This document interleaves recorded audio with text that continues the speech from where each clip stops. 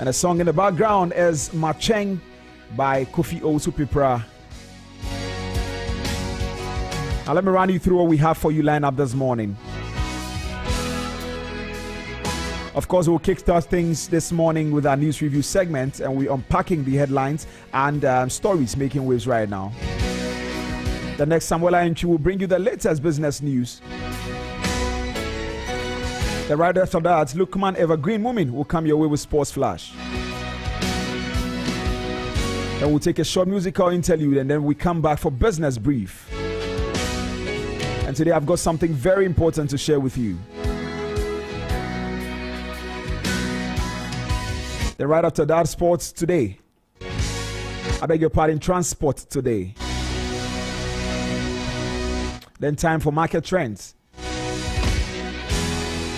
And then we'll wrap up things with a roundtable discussion this morning. So up next is news review segment. Please stay tuned with me.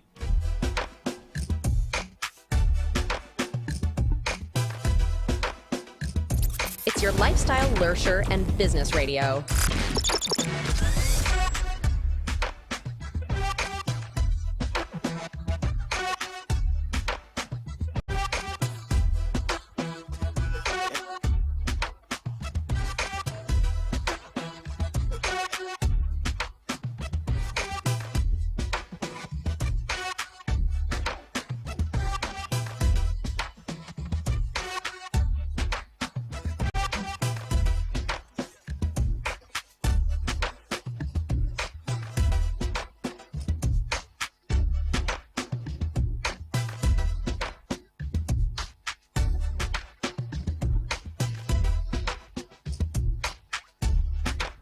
Well, time for news review, and Abel and Soliwing will be joining me this morning for that. Now, let me just bring you some of the headlines making waves this morning.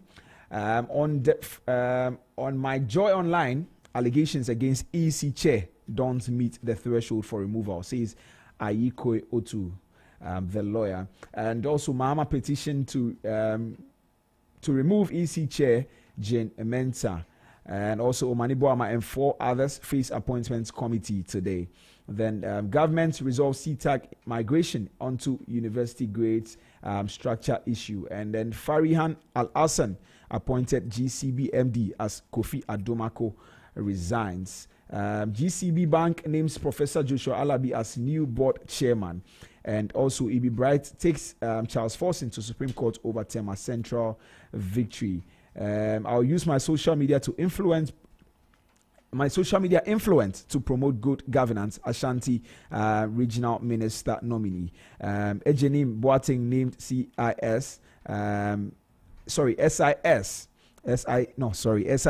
insurance company MD.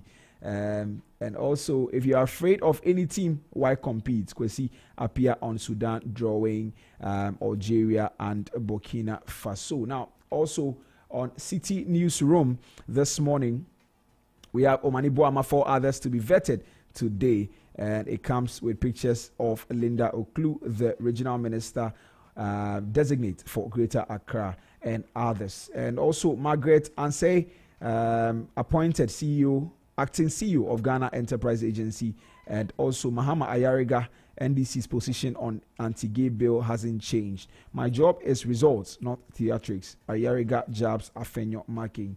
And Mahama petition to remove Jane Mensah as EC. And also captures here, MD of GCB Bank resigns. Farihan Al-Hassan takes over. And then on international fronts, in a split second, Russia wipes out 3 generations of a Ukraine family. That's coming from the BBC. And also, Trump says DeepSeek, a wake-up call for U.S. tech firm. Now, DeepSeek is a new AI tool that China has brought up. Abel is over the phone lines, and he'll be joining me to break down some of these headlines. Abel, good morning.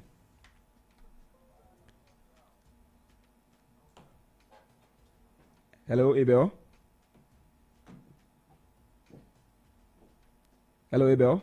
Hello, good morning, Ralph. Yeah, good morning. I can hear you now. Yes, I can hear you loud and clear. Good morning. I hope you are doing well. Yeah, by God's grace, how are you doing too? I'm fine too, and a good morning to our cherished listeners. Right. Good morning. Yeah. Yeah. So let's get into the headlines now. Do you have any of them you want to highlight before, or we should just go ahead Oh with the no, conversation? you can go ahead with the newspaper. Okay. All right. I've already listed some of them while we were trying to connect you, and the very. I mean, let's start with something related to business. So GCB Bank names Professor Joshua Alabi as new board chair, and also GCB Bank MD Kofi Adomako steps down, and Farian Al Hassan appointed GCB MD. What are your thoughts? Really, I've been trying to follow that particular story. Interesting development for the financial sector. Professor Joshua Alabi is a transformative leader. We and all our listeners this morning can attest to the work that he did at UPSA, formerly ZIP. IPS. Institute of Professional IPS, yes. Transformed the institute into a university, and today that university is standing magnificently tall with other leading universities in Ghana, West Africa, and Africa for that matter. Right. So it's a transformative leader, and of course, board chairmen in corporate governance are supposed to lead policy deliberations. You don't necessarily have to come with expertise in that particular industry, but it is your ability to bring the team together, harness the potential of the team members, and strategically lead them to achieving the set objectives of that institution. Right. And he has proven that beyond and beyond. Of course, we must remind ourselves that he was the campaign manager for John Dramani Mahama in 2020 and 2024. Right. After John Dramani Mahama lost the 2016 election by 900,000 plus votes, Joshua Alabi, having contested the primaries in 2018 or 2019 and lost to John Dramani Mahama, ended up being John Dramani Mahama's campaign manager. Right. And we can tell the trajectory. As campaign manager, he led John Dramani Mahama to regain momentum in the 2020 election by halving the deficit of his loss in the 2016 election. And what have we seen in 2024? So if it is about leadership, if it's about bringing people together to achieve a set objective, he's shown it in almost all the fields that he has led. And so I think GCB will be grateful that they have such a leader on board as their board chairman. And very soon, his mobilization ability, his ability to bring everybody on board and strategically harness their potential to achieving the set objective. We can only pray and hope that under his leadership as board chairman, GBC will achieve new heights. And for the new MD, I'm still digging much about him, very young, and I'm just excited as a young person.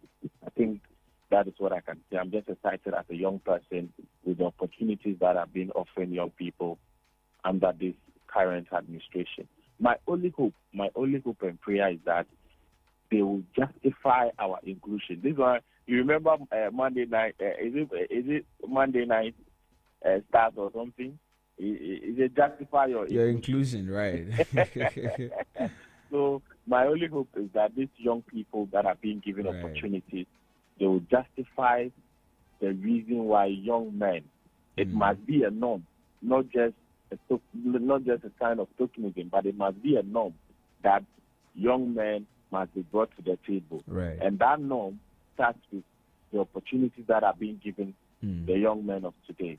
That they will prove that indeed, when given the opportunity, we rise to the occasion and we deliver. Right. And so, for me, great things to come at GCB Bank PLC, and we'll see how that will have ripple effect through the financial market, and then instill some confidence within the system. Let's see how things go.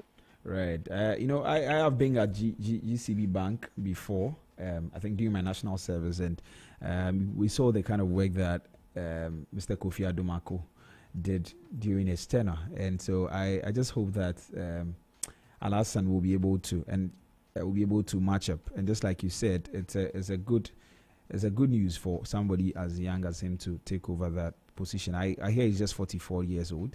Exactly. Yeah, which I mean, of course, it doesn't fall in the youth bracket, but from what we know from the past, usually these people are very old, and so we consider him young. Yeah. So anyway, I mean, we wish him well, and we hope that he will do fine in his new role.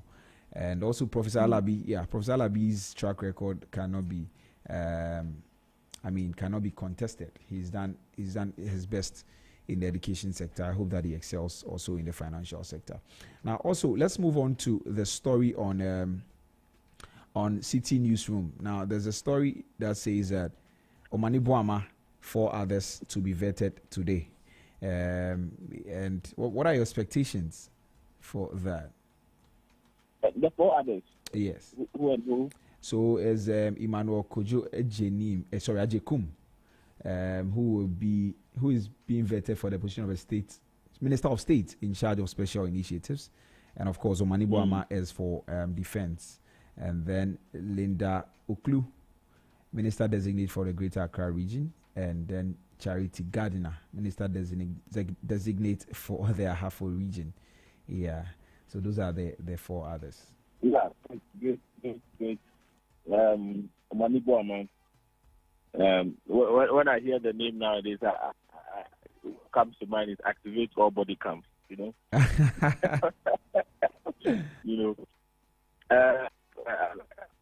Medical professional, achieved a lot.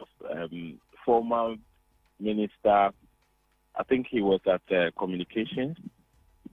So, and known within the political sphere.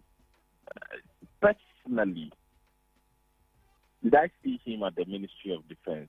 I have to be very honest. No, I didn't see him going to the Ministry of Defense.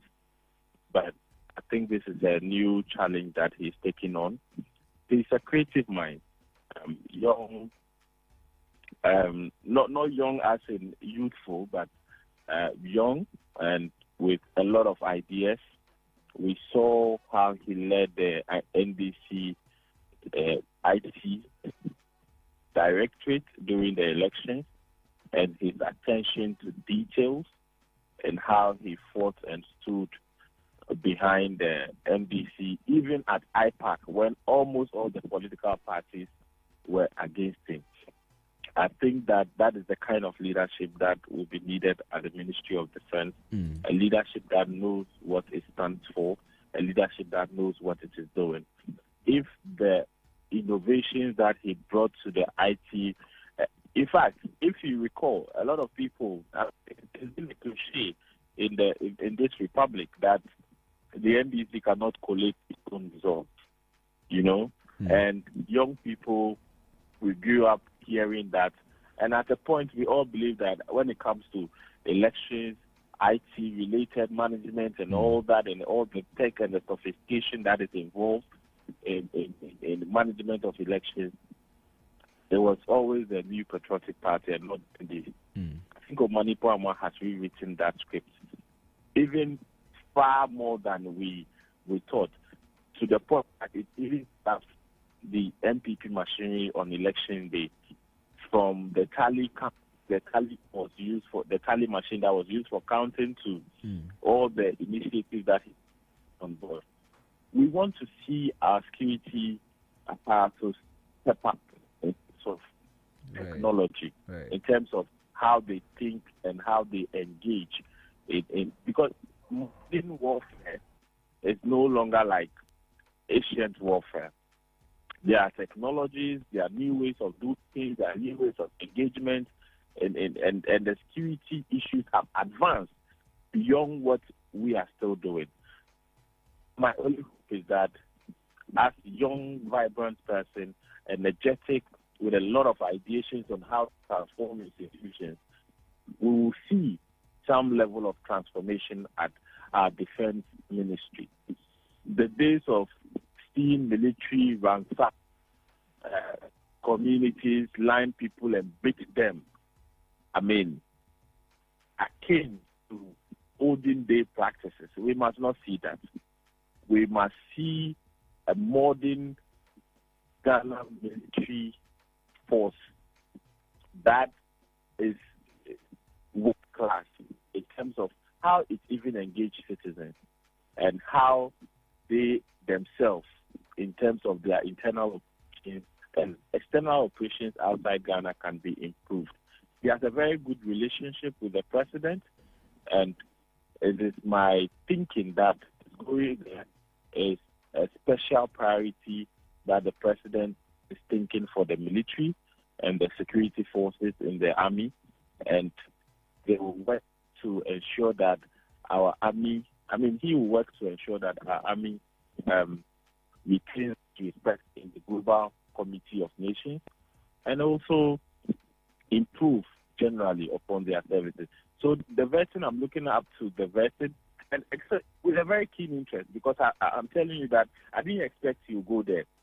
So I want to see that come out at vetting, his reasons for going there, what he intends to do with the army, and the plan for the army, and the president's overall objectives when it comes to our security with regards to the army. And when we are talking about the army, we are talking about the Air Force, the Navy, and then the Ghana Army itself. So let's see.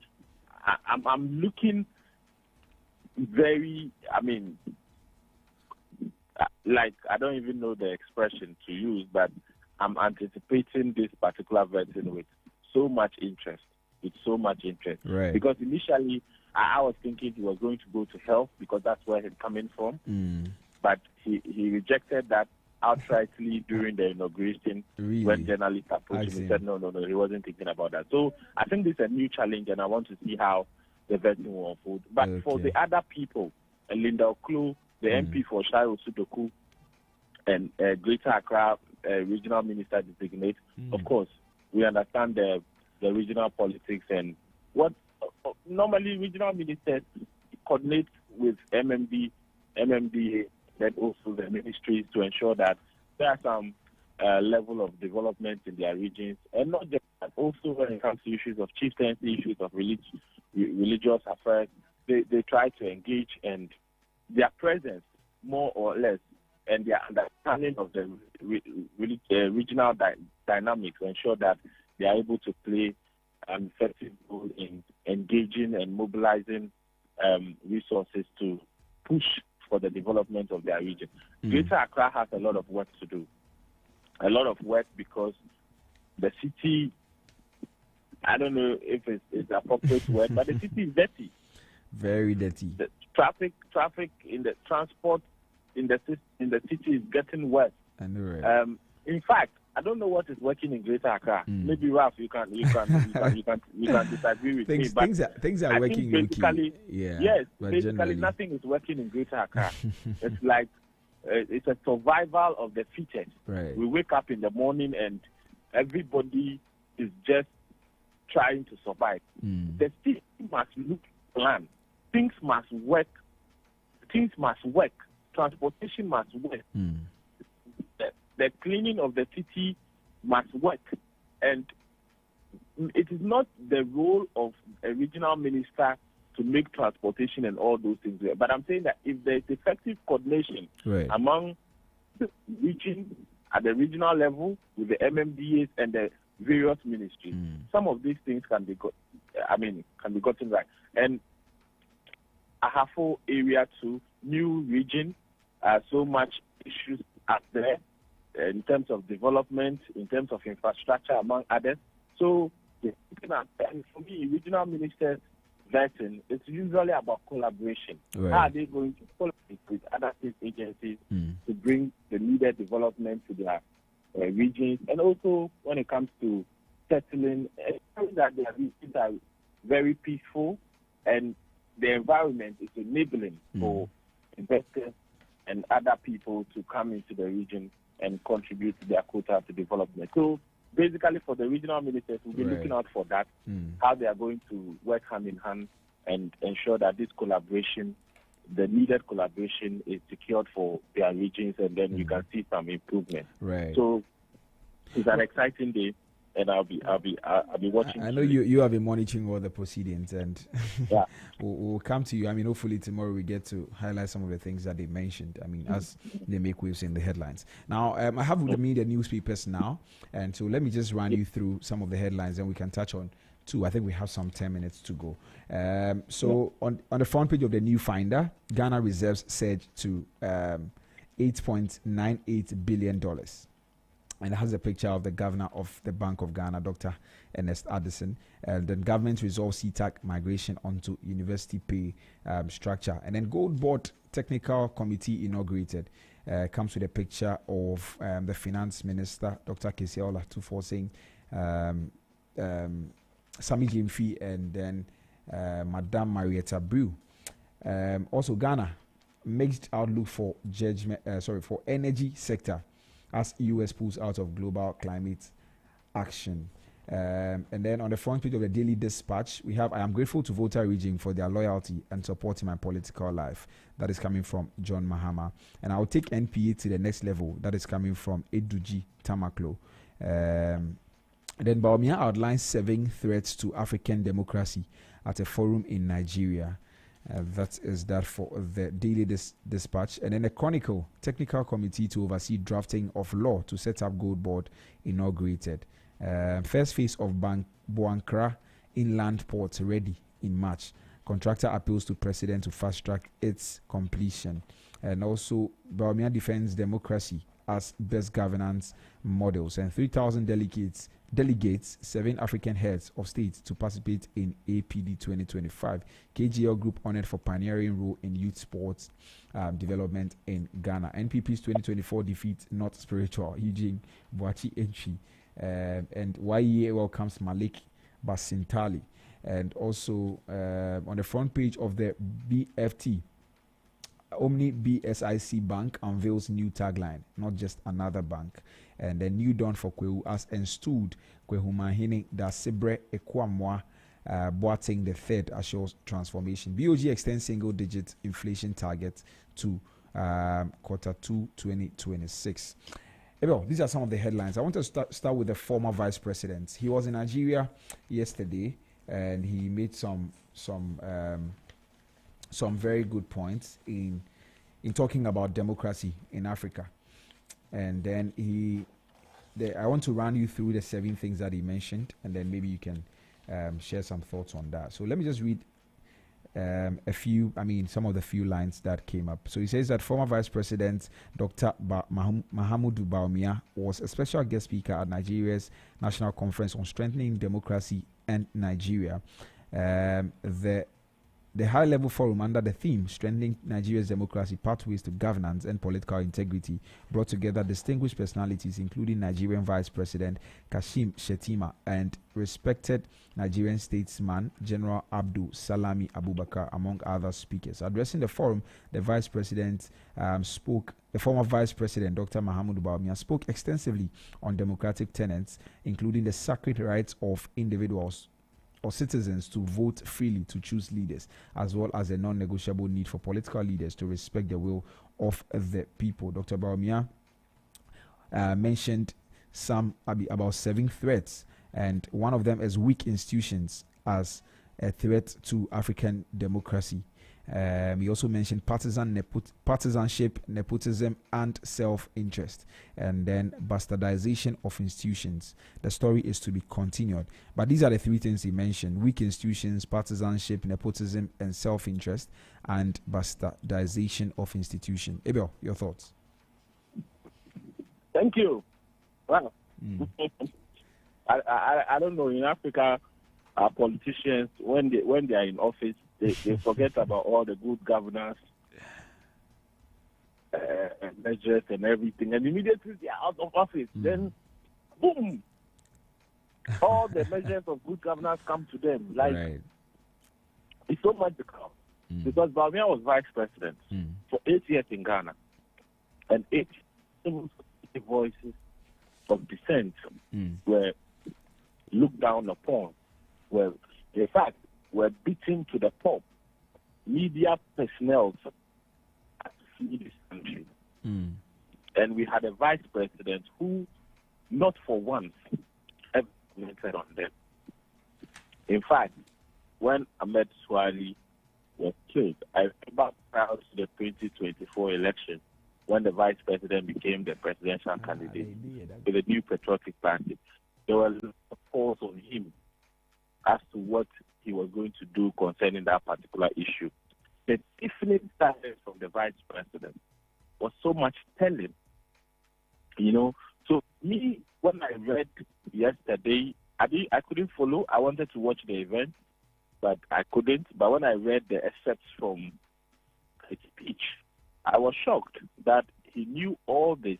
And I was asking myself, at what point did he recognize all these things? Of course, he did something very huge by coming out to compete defeat in the early hours of Sunday of the elections. That, of course, brought a lot of stability to Ghana. We thank him for that. We can issues about weak institutions. In Ghana for 8 years, he was in this country. We saw how almost and virtually every institution in the country was made to dance to the tune of government. And where there were dissents, where there were people in particular institutions that stood up against the government, then those people were silenced or removed from. And these are not just mere allegations. They are evidence across all the various sectors. In fact, in the education sector, voices were marginalized and silenced. You could not criticize the government's flagship programs. Same across the health sector, same across the economy. Civil society groups. In fact, civil society groups are very critical to every democracy. They churn out alternative ideas, alternative policies, alternative means of getting it done. And yet, a government that rode on the goodwill of civil society to win power, rode on the goodwill of the media to win power, became a threat to the existence of these very institutions. So maybe I was at the time, I would have been asking the former vice president that what happened in this country, what happened to institutions, 8 years under their leadership, he and his former, what they do to build strong institutions in Ghana. And maybe it could have been a very good point to start from. Maybe he should have told his audience what, as a vice president and his boss, what they did to ensure that institutions were built and institutions were made independent, left independent, encouraged to be strong, and encouraged to not subject themselves to the whims and caprices of the government. How did they do that? But it's easier said than done. I mean, when you are out of power and you are looking for all the goodwill, you begin to say all the nice. But you have just left power after 8 years in government. Weak institutions coming from Baumia about democracy and building democracies in Africa. No. But the fact that he didn't, you think, I mean, in your opinion, they didn't do much in those areas doesn't mean that the things he's mentioning are not a threat to African democracy. Ralph, the very essence of conversations are supposed to move our countries forward and the continent, Africa as a large.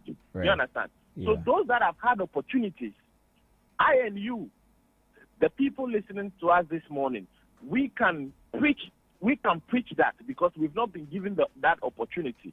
But when you've had a mandate or you've had an opportunity to be in a position where you can ensure that the very things you are speaking about are protected and encouraged in deepening our democracy, in consolidating our democracy on our continent, you should be telling us what you did you should not be preaching to us again. Well, but he spoke in Nigeria, so yes, that's my point. It is about the bastardization of institutions. Right. I think that is also like, I mean, we say after elections, no campaign.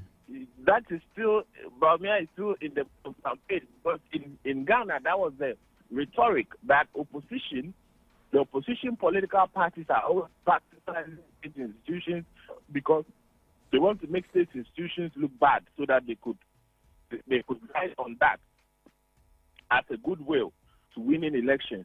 But it is not bastardization of institutions. Right. I think that whilst we are encouraging and trying to deepen our democracy, institutions must open themselves up for criticism. In fact, the very essence of our democracy is anchored on freedom. Of course. If people cannot openly criticize institutions, then what can we do? Freedom of expression is guaranteed under the 1992 Constitution of Ghana. Right. Across most African countries, that same expression is found in some of their constitutions. Right. The point must be made that we must encourage citizens in African countries to call out institutions, to criticize institutions. It is in criticism that we move forward, and institutions must be told to open themselves up and accept criticism. Criticism of institutions is not bastardization. Right. The court and the electoral commission and other bodies must accept those things, right, and be willing to reform. Of course, when they reform and they are looking good, everybody will clap for them. Of course. Yes, my brother. Thank you very much. I think it still doesn't mean the fact that, I mean, the things that the Vice President mentioned are the things they are very, very important. So thank you very much for joining me this morning for this conversation. Yes, very well. It's 7 a.m. and Samuela Entry brings you the business news.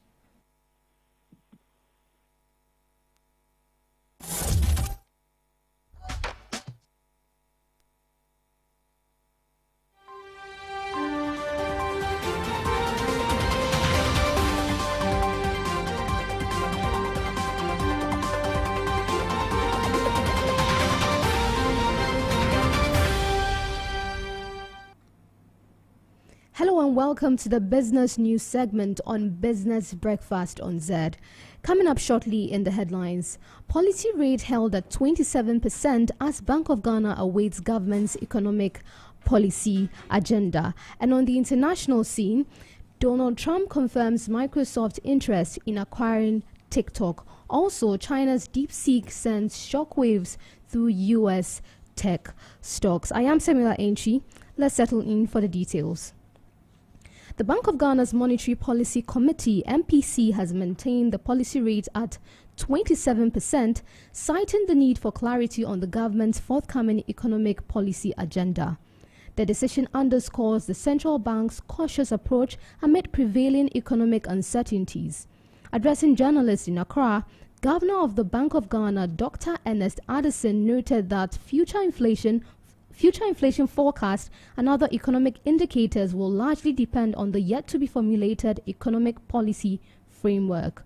The governor hopes that the upcoming budget will adhere to the fiscal consolidation path outlined in the International Monetary Fund program. The problem that we saw was mainly a structural problem, as you identified, coming in from the food problem and climate change issues that have impacted food production in our country. Now, what does all of this mean going forward? With the fund program, we have what we call the Monetary Policy Consultative Clause. 23.8 puts us just on the boundary of the outer band, I believe, which calls for a discussion, mainly a discussion with the fund on exactly what policies the bank would put into place to, drive us back into the single-digit trajectory that we are looking at. Our forecasters are saying that instead of reaching the single digit by the first quarter of 2026, the forecast suggests that we will do that in the second quarter of 2026. Of course, all of that is predicated on the economic policy agenda, which is yet to be crafted. So we have to make some assumptions that we would continue on the fiscal consolidation part, and the budget that will be crafted would respect the parameters under the IMF program. And given that those parameters are respected, one can confidently say that the inflation profile would be close to what our forecasters are saying. I think this is the most important message from you just had MPC discussions, and the reason why the policy rate is being kept where it is for now, because by March we'll get a better sense of the policy agenda. You just heard the Governor of the Bank of Ghana, Dr. Ernest Addison. On the international scene, President Donald Trump has confirmed that Microsoft is among the U.S. companies interested in acquiring TikTok, the popular video sharing platform. He noted that there's significant interest from multiple parties regarding the purchase of TikTok. The U.S. government has been pressuring ByteDance, TikTok's Chinese parent company, to sell its U.S. operations due to national security concerns. An executive order was recently signed to delay the enforcement of a ban on TikTok, providing a 75-day extension for ByteDance to finalize a sale. Discussions are ongoing with potential buyers including Microsoft and Oracle. The situation remains dynamic as the involved parties work towards a resolution. Away from that, the emergence of Chinese company DeepSeek has prompted U.S. President Donald Trump to describe it as a wake-up call for the American tech industry. DeepSeek's artificial intelligence model R1 has sent shockwaves through Wall Street, leading to significant declines in shares of major tech firms like Nvidia, which saw a loss of almost $600 billion in market value. DeepSeek's R1 model has become the most downloaded free app in the US within a week of its launch. The model was developed at a fraction of the cost of its rivals, raising questions about the future of America's AI dominance and the scale of investments US firms are planning. In response, President Trump suggested that the latest development in China's AI industry could be beneficial for the US, noting that achieving the same result at a lower cost is advantageous. He expressed confidence that the US will remain a dominant player in the field. The success of DeepSeek's R1 model has led to significant market reactions. Shares in Japanese AI-related firms, including Advantest, SoftBank, and Tokyo Electron, fell sharply, contributing to a decline in the benchmark Nikkei 225 index. Several other markets in Asia were closed for the Lunar New Year holiday, including those in mainland China, Taiwan, and South Korea. DeepSeek's rapid ascent has prompted a re-evaluation of U.S. AI policies, balancing protectionist measures with encouraging domestic innovation. The company's accomplishment raises concerns about the long-term competitiveness of American tech, drawing parallels to prior incidents where Chinese tech advancement have unexpectedly overcome U.S. sanctions. A recap of the headlines are top stories for today. Policy rate held at 27% as Bank of Ghana awaits government's economic policy agenda. And on the international scene, China's DeepSeek sends shockwaves through U.S. tech stocks. And also, Donald Trump confirms Microsoft's interest in acquiring TikTok. And that'll be all for business news on Business Breakfast on Zed. I am Samuela Ainchi. Thanks for listening. And up next is Sports Flash with Lukeman, Evergreen Moomin. Stay tuned. Stay tuned to your lifestyle, leisure, and business radio.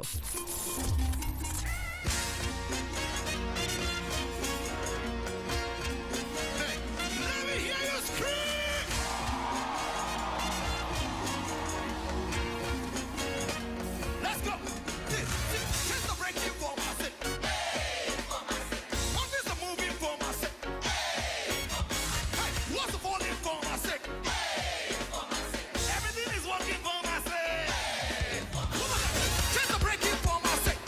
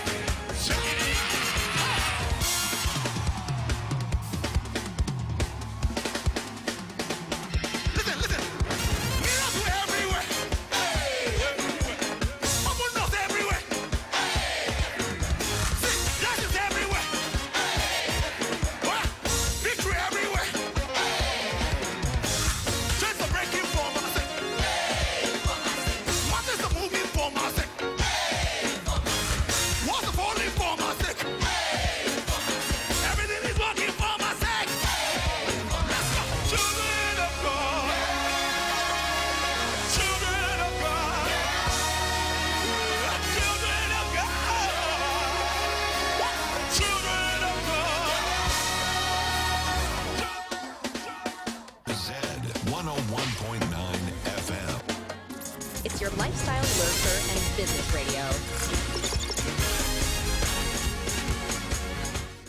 Well, now time for Sports Flash with Lukman Evergreen Moomin. The stage is set for something special. It is time to go racing. Go Nacho! Oh wow! Oh wow! LeBron James with no regard for human life. You couldn't write a script like this. Here's Metz, this is positive. Williams!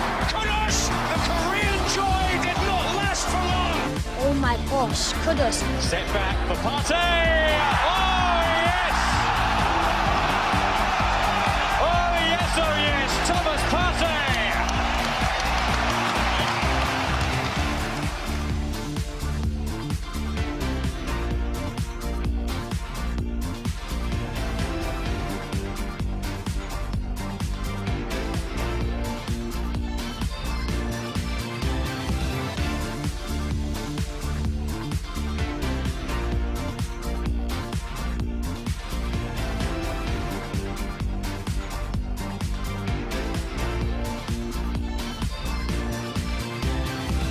Hello, good morning. It's time for Sports Flash on Business Breakfast on Zed. My name is Lukman Evergreen Moment. Now, the 2025 Africa Cup of Nations will be an exciting one following the draw on Monday evening. Now, there is no place for Ghana, but there is a place for Coach Kwesi Appiah.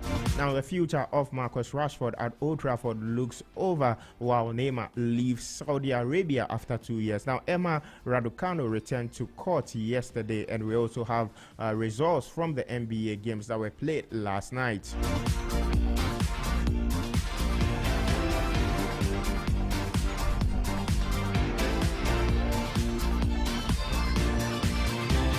All right, we begin with some news from the Ghana Premier League, and Accra Lions have shifted focus to their upcoming clash against Vision FC in the Ghana Premier League after the victory over Mediama SC last Saturday. Now, the relegation-threatened side will take on the newcomers at the Ni Eje Kreku the second park in Tema on Sunday. Their coach Rainer Kraft admits it's going to be a tough challenge, but then he has prepared his players for that game. Meanwhile, Kumasi Asante Kotoko coach Prosper Nate Ogum has made a passionate appeal to the team's fans to show up in large numbers during games. Now, despite the team's impressive performances in the Ghana Premier League this season, the supporter turnout at Kotoko games has been very low. And former Ghana international and U20 FIFA World Cup winner Yemano Ajimanbedu has called on Sports and Recreation Minister designate Kofi Adams to make the revival and development of the Ghana Premier League a top priority when he assumes office. Now, Bedu, who has been a vocal advocate for the domestic league, believes Adams's development makes him well equipped for that role. Well, that's the way to go, because he's coming to work for the youth, and especially journalists, footballers, and boxers, athletics, and all the people. So when he got the opportunity to be here, it's in the right direction. It's just too early that we can speak about him. He should go for his vetting, the vetting, and let's see what will happen. If he's cleared and come, then we see his aims and the ambitions that he have for the nation. And from there going, we can talk about him. But we wish him luck. He's a very tough guy. He's worked with Lawrence. He was a youth organizer of the party as well, and he has been a minister as well, so he knows the ins and the outs. And we are wishing him well that it's football we will prioritize, because I'm a footballer, but we have other sports that he needs to look after, because we are in a country that some years back is about boxing who was taking the country afar.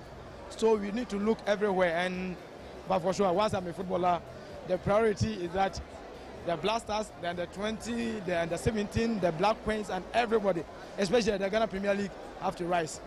Well, that was Emmanuel Ajimanbedu. Now, former Black Stars midfielder Sule Muntari has delivered a scathing critique of the Ghana Premier League, describing it as a mess and lacks a future. Now, Muntari, who started his professional journey with Liberty Professionals in 2000, returned to the domestic league in the 2021-2022 season to join Accra Hearts of Oak before subsequently retiring from the sport. It was amazing. Yeah, I did enjoy it.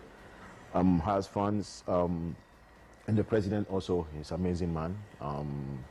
You know, the league, it's a big hole. I will throw money in there. There's no future for them. There's no future for the local league.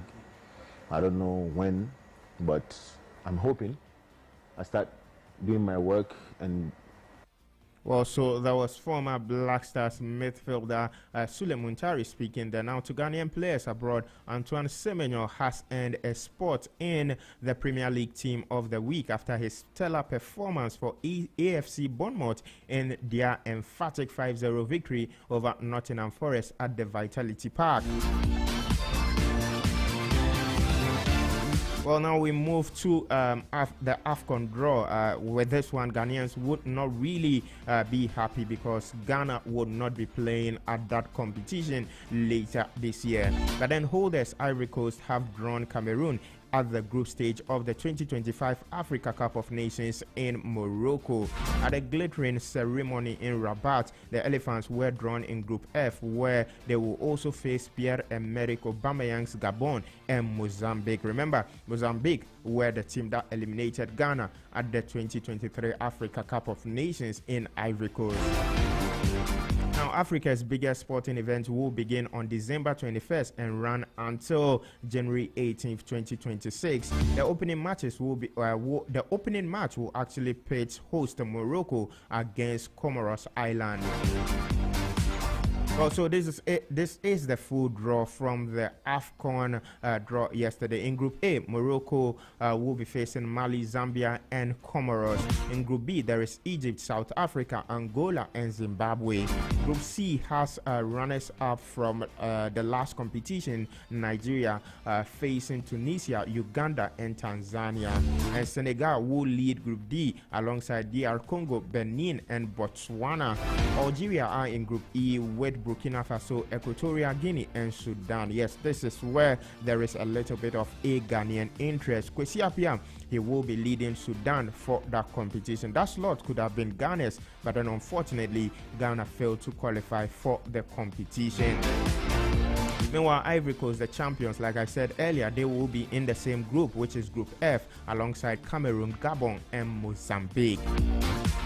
Away from the local scene, we move to Europe and England precisely. Now, forward Marcus Rashford has been warned there is no way back for him at Manchester United after his professionalism was questioned by manager Ruben Amorim.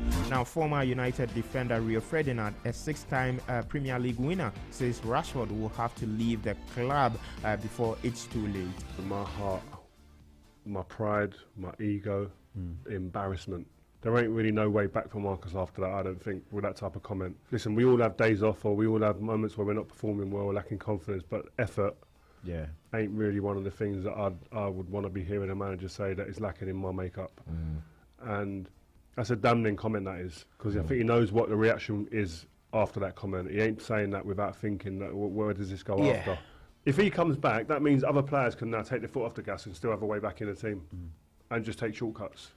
Well, that was former Manchester United defender and captain Rio Ferdinand speaking on the Marcus Rashford situation at Manchester United. Now, Neymar has had his contract at Saudi Pro League side Al Hilal terminated by mutual consent.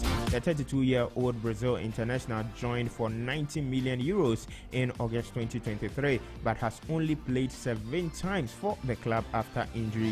Now, still the world's most expensive footballer after his 200 million pound move to Paris Saint-Germain in 2017.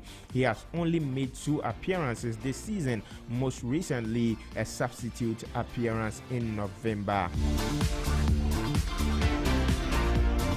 Now, with some transfer news, Chelsea defender Renato Vega has joined Juventus on loan for the rest of the season. Vega joined Chelsea from Basel for £11.8 million in the summer and has played 18 games but has only started 1 Premier League match. Now, Juventus have agreed to cover the Portugal international's wages and pay a £3.8 million loan fee. No option to buy has been included in that contract.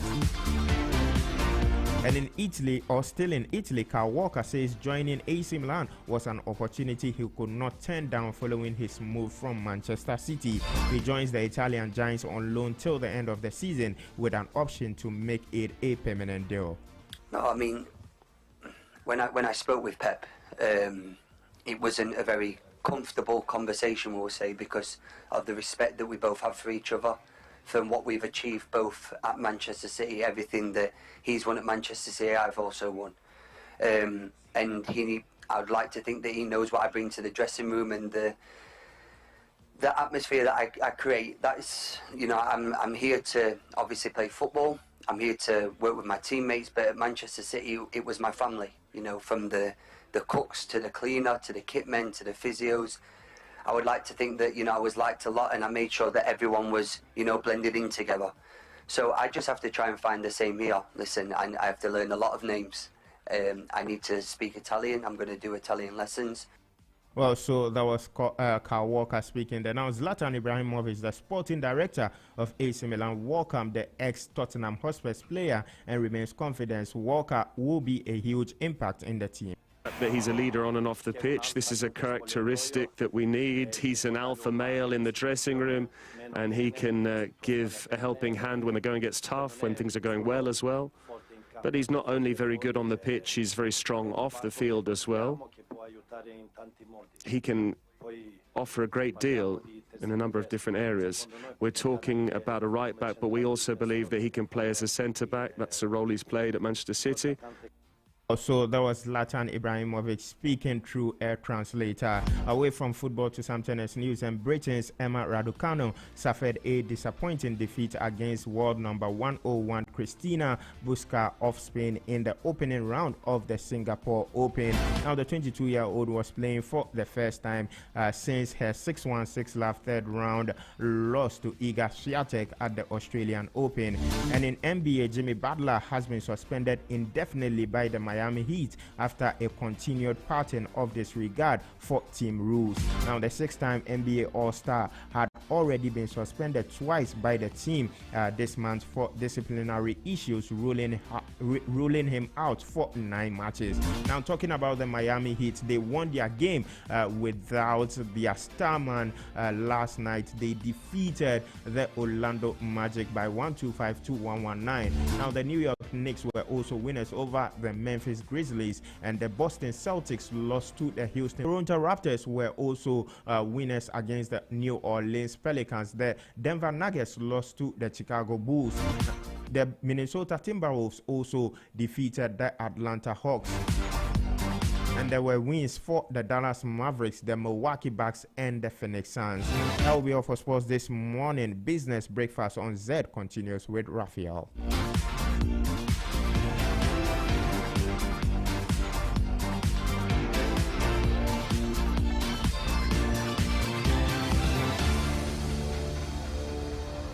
Stay tuned to your lifestyle, leisure, and business radio. 1, 2, 3! Dive into a world of exhilarating fun, refreshing thrills, and endless splashes at the Marina Water Park inside Lakeside. With a wide array of water attractions, you are guaranteed an unforgettable experience for the whole family. Open Saturdays 10 a.m. to 6 p.m. and Sundays 1 p.m. to 6 p.m. Call 0508 598 948 or 0204 775 044. Follow us on all socials at Lakeside Marina Park. Marina Water Park. Love the experience. Zed 101.9 FM.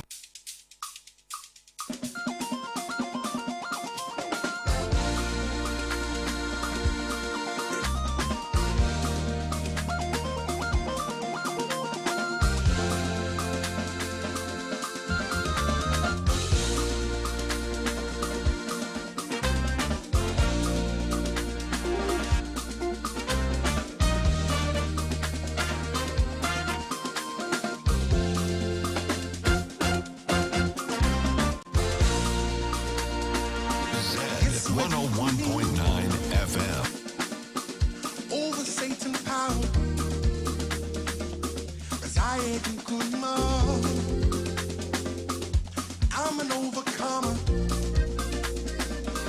Yes, we're doing kunimo. Over Satan power. Cause I ain't in kunimo. See, I'm an overcomer. Cause say yes, we're doing kuni. Yes, we're doing kuni. Over Satan power. Cause I ain't in kuni. I'm an overcomer. Cause say yes, we're doing kunimo. Yes, we're kuni. Over Satan power. Cause I ain't in kuni. I'm an overcomer. I'm a dinner. One into Hosanna. Hosanna. I am for Hinarbo. Hosanna. Jesus Nurbano. Hosanna. I am for Hinarbo. Zed 101.9 Hosanna. Hosanna. Jesus Nurbano. Hosanna. I mean, I won't bother say. Hosanna. Jesus Nurbano.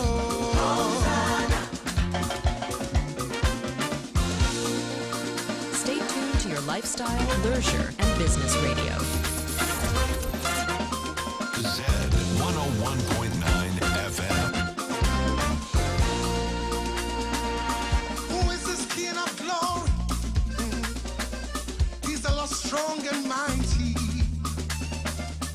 Yes, we're in Kunimo. See, I'm an overcomer. Listen, no weapon fashioned against me shall prosper. For the greater one lives in me, yes, it does. Yes, yes, we're in Kunimo. See, I'm an overcomer.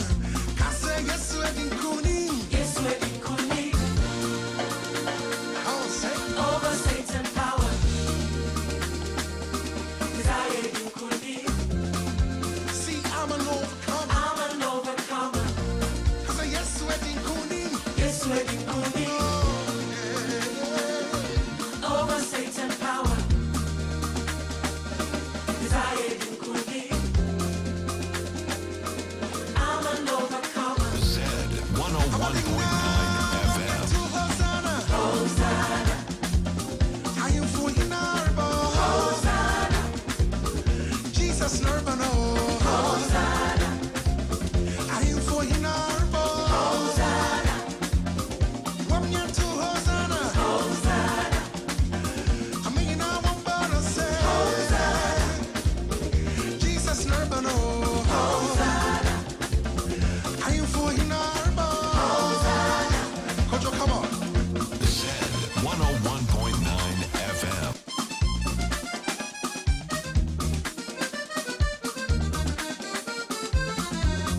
It's your lifestyle, leisure, and business radio.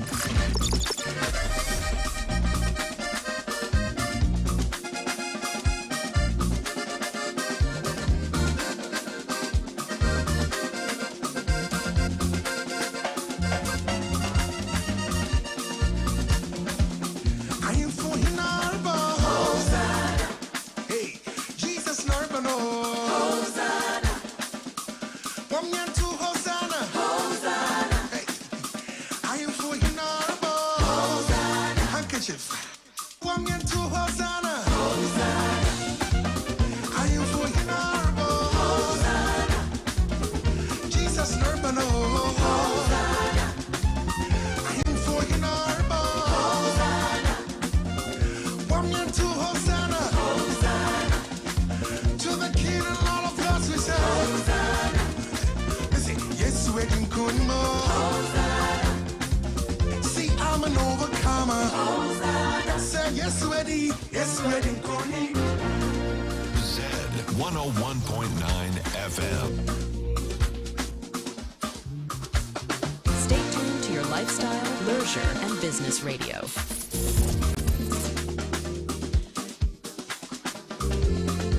Zed 101.9 FM.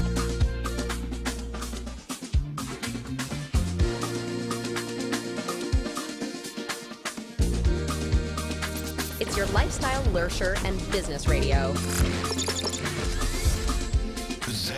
101.9 FM.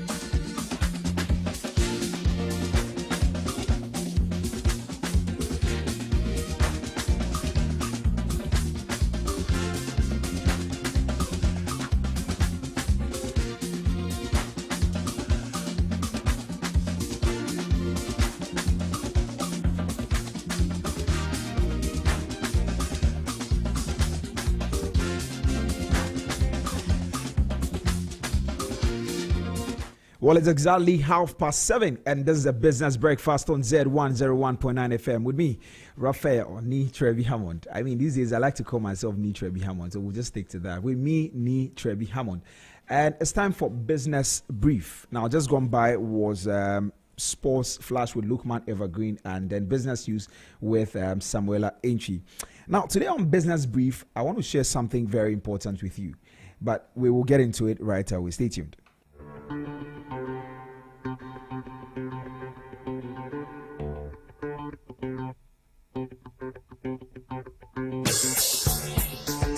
It's your lifestyle, leisure, and business radio.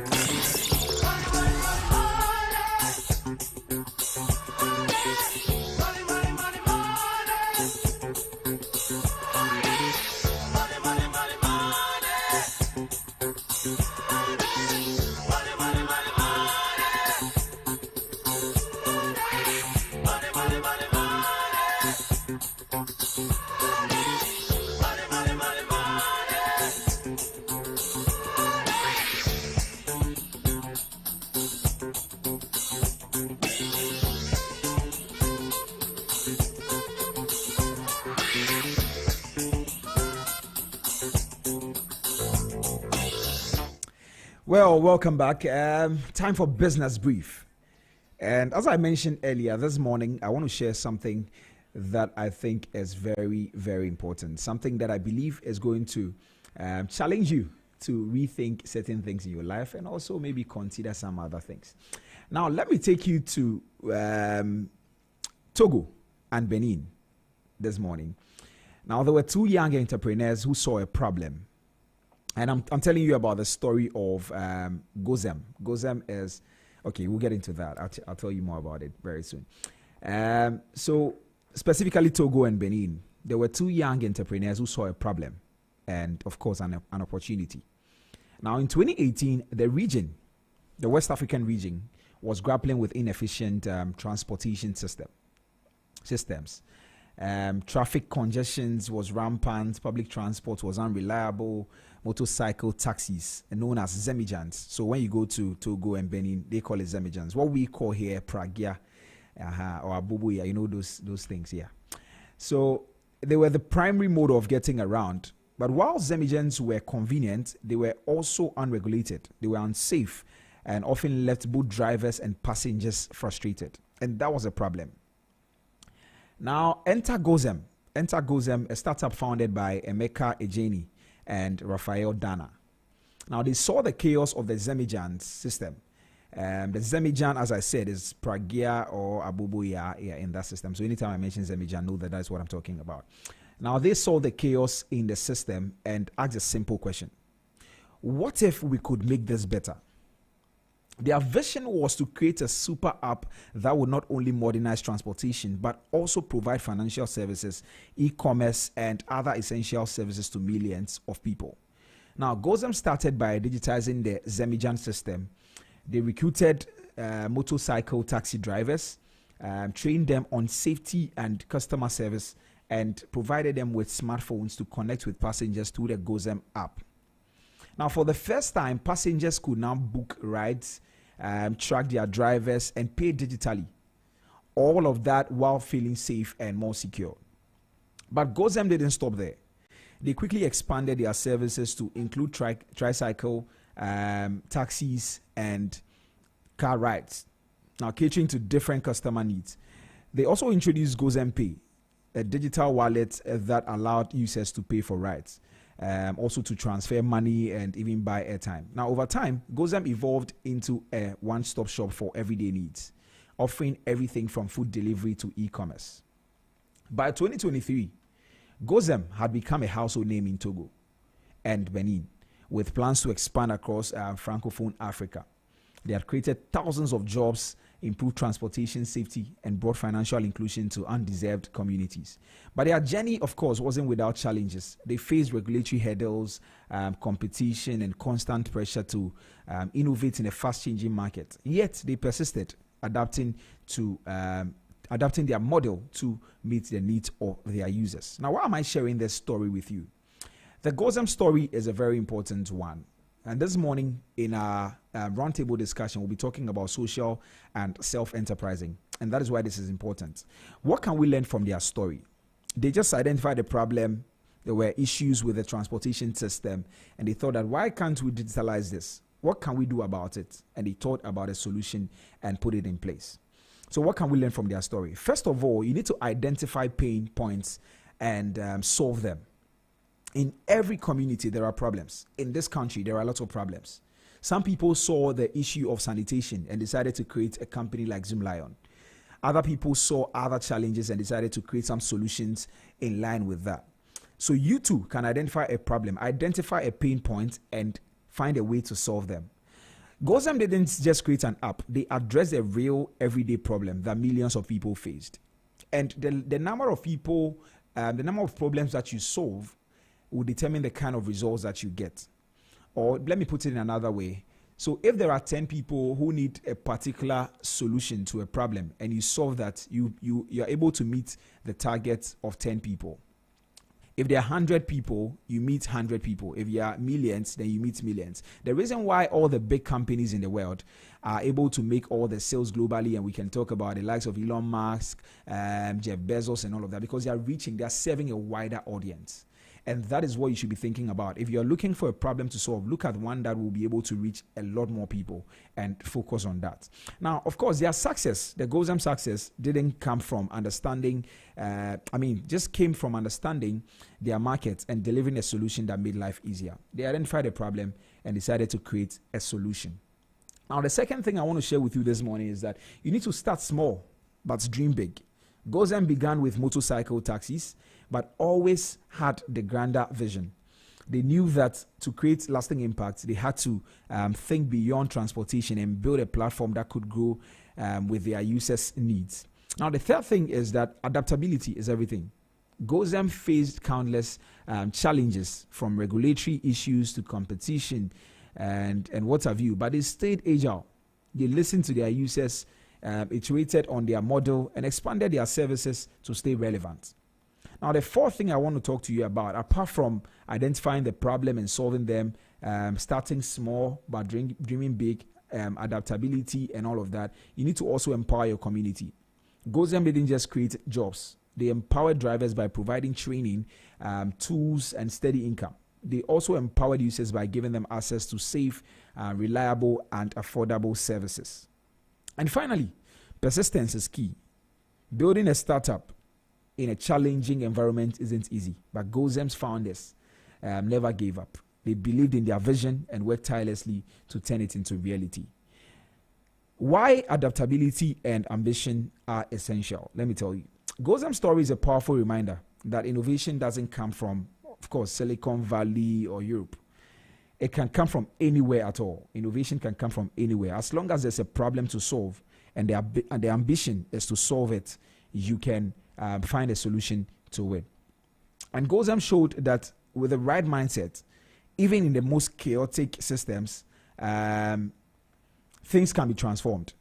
Problems can be transformed into opportunities and avenues for impact. And that's exactly what we are going to explore today in our segment, where in a roundtable discussion, where we get to speak to a gentleman who's in a space and is going to bring us a lot of value in line with that. We're going to ask him questions like, how do you identify opportunities in challenging environments? How do we stay adaptable? And what have you? So do stay tuned. When we come back, Transport Today will come your way. Stay tuned. This is the pre-boarding announcement for flight 3728. Ignition sequence start. 6, 5, 4, 3, 2, 1, 0. All engines running. Liftoff. We have a liftoff.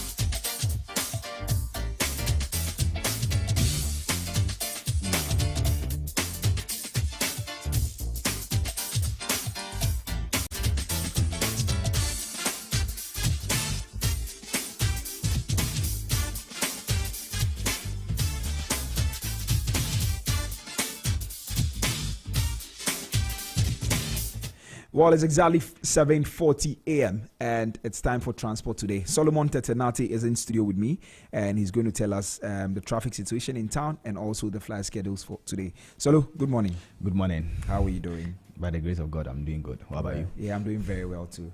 Thank God. Yeah, take us away.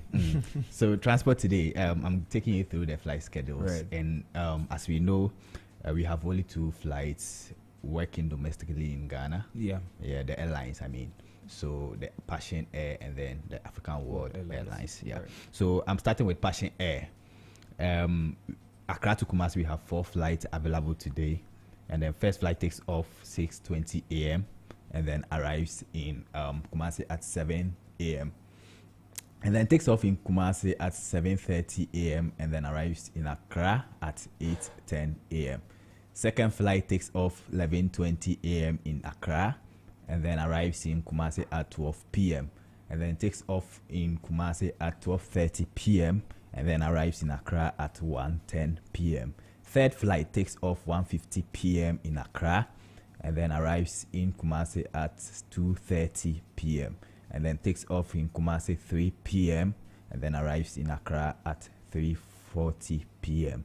Fourth flight takes off in Accra at 7:20 p.m. and then arrives in Kumasi at 8:10 p.m. and then takes off in Kumasi 8:30 p.m. and then gets to Accra at 9:20 p.m. So that is Passion Air, Accra to Kumasi. Accra to Takrade, Passion Air, first flight takes off 8:50 a.m. in Accra and then arrives in Takrade at 9:30 a.m. and then takes off in Takrade at 10 a.m. and then gets to Accra at 10:40 a.m. Second flight takes off 4:20 p.m. in Accra and then gets to Takrade at 5:10 p.m. and then takes off in Takrade at 5:40 p.m. and then arrives in Accra at 6:30 p.m. So Passion Air, Accra to Takrade, we have only 2 flights available today. And then Accra to Sunyani, we have 1 flight available. It takes off in Accra at 9:30 a.m. and then arrives in Sunyani at 10:30 a.m. and then takes off in Sunyani 10:50 a.m. and then arrives in Accra at 11:50 a.m. Today we don't have any flight going to Wa for Passion Air. We don't have any flight going to Wa. Okay. So let's look at Accra to Tamale. Passion Air, Accra to Tamale. First flight takes off 6 a.m. and then arrives in Tamale at 7:20 a.m. and then takes off in Tamale 7:50 a.m. and then arrives in Accra at 9:10 a.m. Second flight takes off 12:20 p.m. in Accra and then arrives in Tamale at 1:40 p.m. and then takes off in Tamale 2:10 p.m. and then arrives in Accra at 3:30 p.m. Right. Third flight takes off 4 p.m. in Accra and then arrives in Tamale at 5:20 p.m. and then takes off in Tamale 5:50 p.m. and then gets to Accra at 7:10 p.m. So that is Passion Air. That is all for the flight schedules for Passion Air. Let's look at Africa World Airlines, Accra to Kumasi. African World Airlines. We have 6 flights available today going to Kumasi, African World Airlines. So first flight takes off 6:20 a.m. in Accra and then arrives in Kumasi at 7 a.m. and then takes off in Kumasi 7:30 a.m. and then arrives in Accra at 8:10 a.m. Second flight takes off in Accra 8:40 a.m. and then arrives in Kumasi at 9:20 a.m. and then takes off in Kumasi 9:50 a.m. and then gets to Accra at 10:20 a.m. Right. Third flight takes off in Accra at 9:40 a.m. and then arrives in Kumasi at 10:20 a.m. and then takes off in Kumasi at 10:50 a.m. and then arrives in Accra at 11:30 a.m. Fourth flight takes off 2:10 p.m. and then arrives in Kumasi 2:50 p.m. and then takes off in Kumasi 3:20 p.m. and then arrives in Accra at 4 p.m. Fifth flight takes off 3:10 p.m. in Accra and then arrives in Kumasi at 3:50 p.m. and then takes off in Kumasi 4:20 p.m. and then arrives in Accra at 5 p.m. And then the last flight for Africa World Airlines, Accra to Kumasi, takes off 7 p.m. in Accra and then arrives in Kumasi at 7:40 p.m. and then takes off in Kumasi 8:10 p.m. and then gets to Accra at 8:50 p.m. So that is African World Airlines Accra to Kumasi. Let's look at Accra to Takoradi. We have 3 flights available today, Accra to Takoradi, Africa World Airlines. First flight takes off 6:40 a.m. and then arrives in Takoradi at 7:20 a.m. and then takes off in Takoradi at 7:50 a.m. and then arrives in Accra at 8:30 a.m. Second flight takes off 12 p.m. in Accra and then arrives in Takoradi at 12:40 p.m. and then takes off in Takoradi 1:10 p.m. and then arrives in Accra at 1:50 p.m. And then the last flight for Accra to Takoradi, Africa World Airlines, takes off 4:30 p.m. in Accra and then arrives in Takoradi at 5:10 p.m. and then takes off in Takoradi 5:40 p.m. and then gets to Accra at 6:20 p.m. Let's look at Accra to Tamale, Africa World Airlines. Accra to Tamale, we have 4 flights available today. First flight takes off 6:30 a.m. in Accra and then arrives in Tamale at 7:30 a.m. and then takes off in Tamale 8 a.m. and then arrives in Accra at 9 a.m. Second flight takes off 9:30 a.m. in Accra and then arrives in Tamale at 10:30 a.m. and then takes off in Tamale at 11 a.m. and then gets to Accra at 12 p.m. And then the third flight takes off 12:30 p.m. in Accra and then arrives in Tamale at 1:30 p.m. and then takes off in Tamale at 2 p.m. and then gets to Accra at 3 p.m. And then the last flight for Africa World Airlines Accra to Tamale takes off 3:30 p.m. in Accra and then arrives in Tamale at 4:30 p.m. and then takes off in Tamale 5 p.m. and then gets to Accra at 6 p.m. So that is all. That's all for the flight schedules today. Let's look at the traffic situation in town. And at the moment, when you look at Jowulu, the stretch to Spanner, there's massive traffic over there as I speak.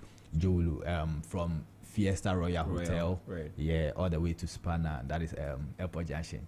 So there's traffic at the moment. And then Achimota Mall to Achimota Overhead, there's also massive traffic over there at the moment, according to our sources. And then, amazingly, always John Tay Memorial Institute of Anchor, there is always traffic there, but today I think it's flowing. I see. The traffic is not that intensive over there at the moment. And then Teshinungwa Road, Beach Drive, there's traffic over there, so the alternative would be the Cactus Street. You take Cactus Street and then use the Coffee Street and then join at Teshi Melcom. That would be the alternative for you. And then Adenta SDA to Madina Zongo Junction. Again, today, how's it there? Yeah, so the traffic is also massive over there. So if you are going to Accra, then the alternative will be you use Lakeside and then use the American House route and then join at Shiashi using Baolishi. That will be the alternative for you if you are going to Accra. And then German to Malam Junction. There is traffic also over there at the moment. So that's the traffic situation in town at the moment as I speak. And American Airlines employee killed after ramp accident in Charlotte. So one worker at American Airlines was killed yesterday. Like it was due to accident. One of the vehicles on the ramp, had an accident, and then as a result of that, he lost his life. So Charlotte Douglas International Airport released statement yesterday to console the bereaved, the family of the bereaved. And then this is the statement I read. It says, the statement says, our deepest condolence go out to the employees' family, friends, colleagues during this difficult time. The airport is working closely with airline and first responder partners in the ongoing investigation and is providing support as needed. So that is the statement that Charlotte Douglas International Airport released concerning the situation at the moment. So that is all for transport today. Right. And thank you so much for having me. Thank you, Solomon Tetenati, for bringing us transport today. We're grateful that you came. Thank you. Yeah. All right. It's exactly, we're just about 9 minutes to 8. And up next will be market trends. This is still Business Breakfast on Zed. When we return, Emmanuel Boateng will join me in studio, and then we talk about the monetary policy press statement that was released yesterday. Stay tuned.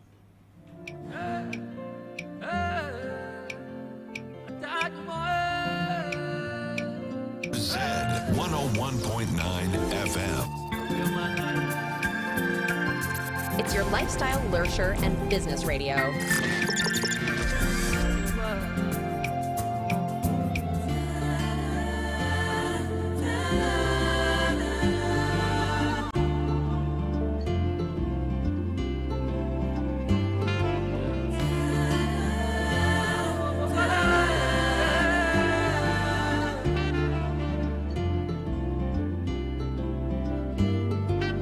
Like, forget the future, the life was then. But now I'm in the future, wishing I learned then. When yesterday's friends became today's foes. Gotta kill for this fame, now I'm picky with the shows.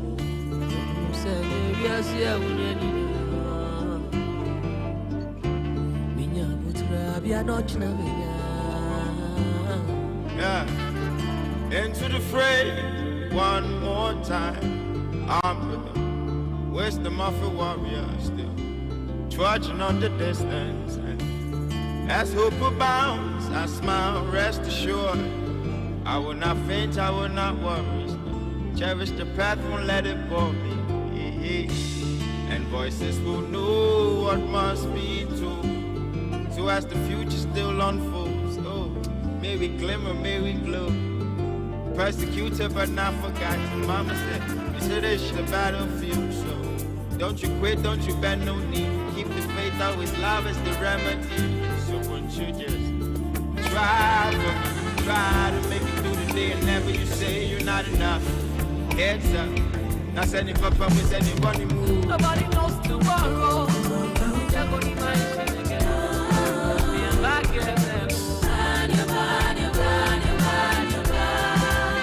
I can't believe it in sorrow.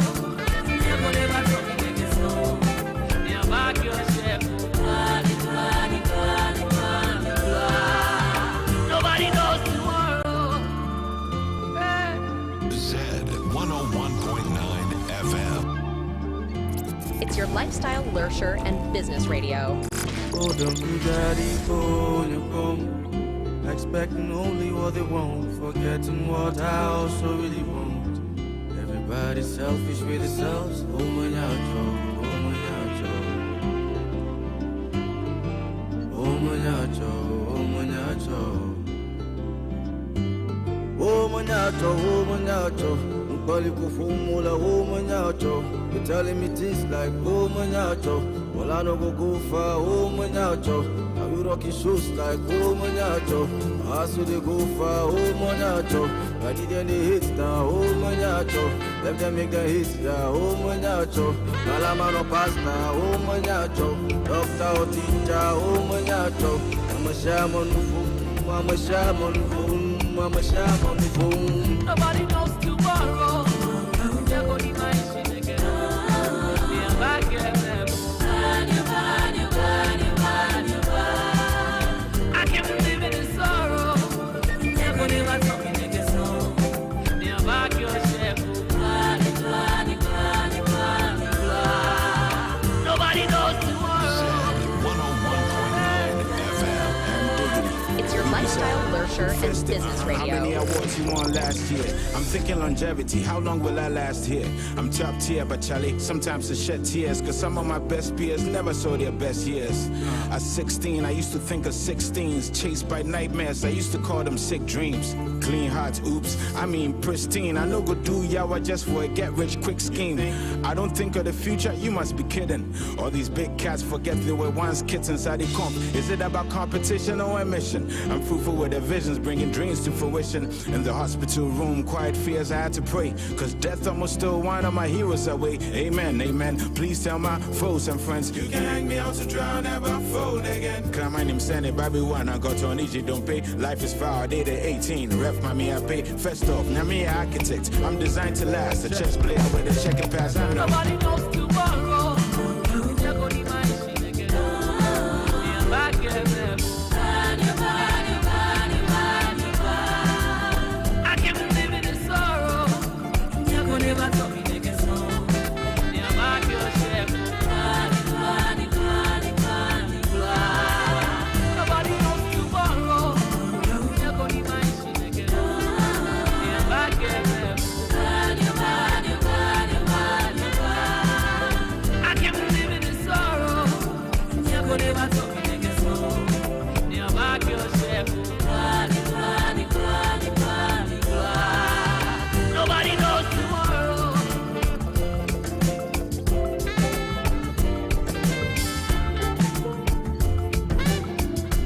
It's your lifestyle, leisure, and business radio.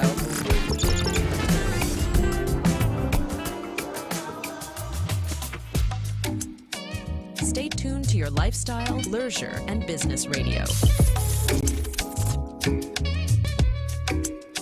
Zed 101.9 FM.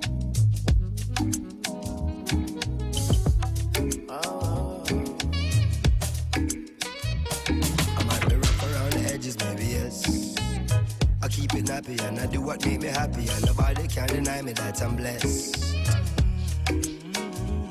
I might be rough around the edges, maybe yes. I keep it nappy and I do what make me happy, and nobody can deny me that I'm blessed. Self-preservation, self-elevation. These days deserve celebration. No hesitation, no reservation. Go for the big leagues, no relegation. Let's celebrate life, kick back and take 5, and give thanks to the source that create life. To see a sunset or see a sunrise, and see my son born with these same eyes. To see my son smile bright in every gray sky. He's growing so fast, that's why every day I give it 100, now stop at 90. Praise the Almighty, the Father and 90. I'm feeling blessed, oh. Say tonight, me and my guys, you can baby. Oh. Say tonight, man, no go stress, oh.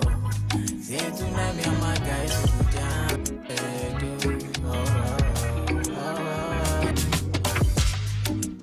It's your lifestyle, leisure, and business radio. Things I don't see through. Say my eyes don't see. Before my life complete, say many try to fool me, but I dey pray for my enemies and truly, and I dey pray for my kids, that's my blessing. Pray for the friends I lost. I pray you never see no loss.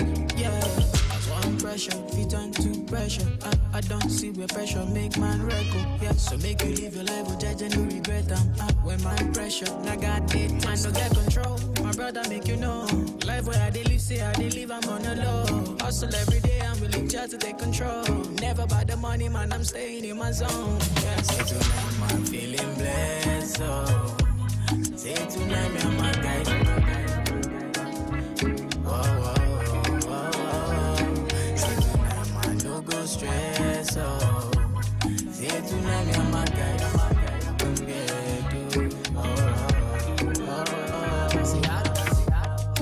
Zed 101.9 FM. It's your lifestyle, leisure, and business radio.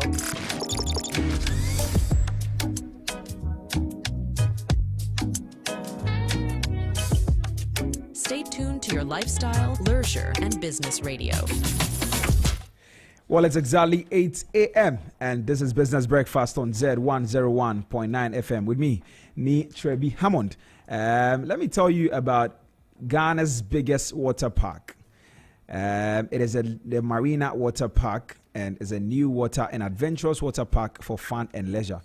It boasts of all the amazing water sports anyone can dream of, from adults to children. Now, this new aquatic experience promises nothing but premium fun with the diverse attractions. It is located at the Lakeside Marina Park, and it opens every weekend at 10 a.m. to 6 p.m. on Saturdays and 12 p.m. to 6 p.m. on Sundays. And they are also open on all public holidays. And bookings are available for schools, churches, and corporate institutions who wish to have a team bonding moment and a great time. You can call them on 020-477-5044, 020-477-5044, and also 0508-598-948, 0508-598-948. You can as well follow them on all social media platforms at Lakeside Marina Park, or visit www.lakesidemariнаpark.com. You can visit there this weekend with your family, with your friends, and go have some fun. It's a Marina Water Park located at Lakeside Marina Park. Well, now time for market trends, and Emmanuel Boateng, our economic contributor, joins me over the phone lines for us to break down some of the very important things that have been mentioned in the Monetary Policy Committee report that was released yesterday. Ima, good morning. How are you? Good morning, Raphael. I'm doing well. A good morning to all our cherished listeners. Yeah, I'm sure they've responded. Anyway, so yesterday, the Bank of Ghana Monetary Policy Committee released their report from their meeting. I think they've been meeting for about 6 or 7 days, trying to have conversations around monetary policy rates and all of that. We want to break down some of the items that they spoke about, and so maybe a brief overview before we get into it. Good. Monetary policy is a very important policy by governments all over the world. It gives direction on development within the financial sector of every country, and the evidence is already out that the finance sector is a key player for every country's economic growth and development. Monetary policy translates into cost of borrowing, it translates cost of doing business, it translates into how the overall business environment behaves. It impacts inflation, money supply, amongst others. It is a tool that the central bank uses to control inflation. It is a tool the central bank uses, as it were, to complement what the government is doing on the fiscal side, to create that enabling environment for the growth and development of every country's economy. In the case of Ghana, we have a monetary policy committee that is chaired by the governor of the Bank of Ghana. That tells you how important this committee is. They deliberate on macroeconomic development issues across the past year, and then they forecast based on some key drivers that they may have seen, based on how the economy performed in the past and what the outlook could be. They give that forecast into the future direction of the economy. And so it's a very key committee of central bank that helps in the stability of the country's inflation, money supply, and extensively the economic growth of the country. Right. And yesterday you prophesied, and I'm calling you a prophet this morning because yesterday, I didn't prophesy. yesterday you mentioned that the monetary policy rate wasn't going to decrease, and even if it was going to decrease, it would just be by 1%. And it so happens that when the report came out, it didn't change. It's still the same as you preempted. I want to ask, what were the key global, economic development in 2024? and how did they impact Ghana? Right. In 2024, some of the key economic developments, in other words, global economic growth was sustained. I think recently, just a week or two ago, we looked at the World Economic Outlook. I don't know if you remember, where global growth projection was reduced to 3.3%. Yeah. And it was driven largely by strong economic growth in the U.S., where I explained that U.S.'s economic growth, because it is a major leading economy in the world, and that is where when the United States coughs, the world catches a cold.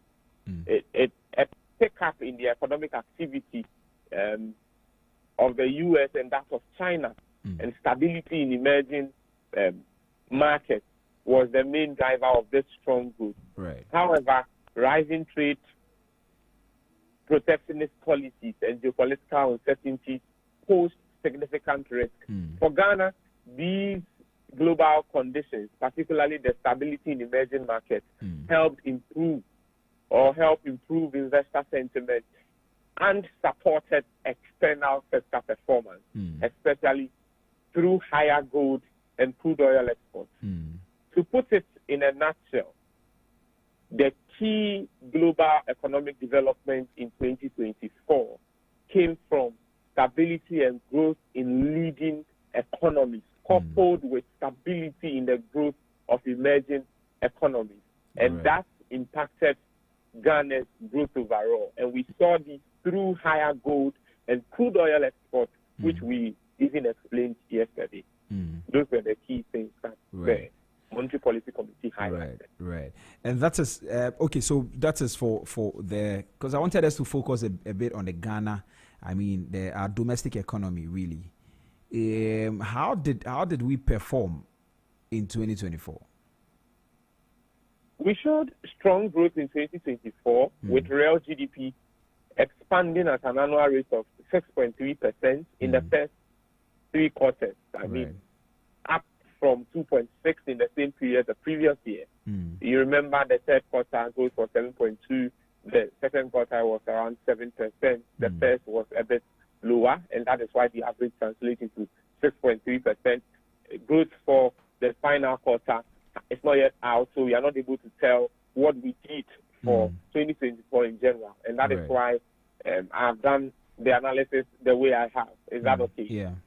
And this growth was driven by gold production in the industry sector, increased credit to private sector, and construction activities.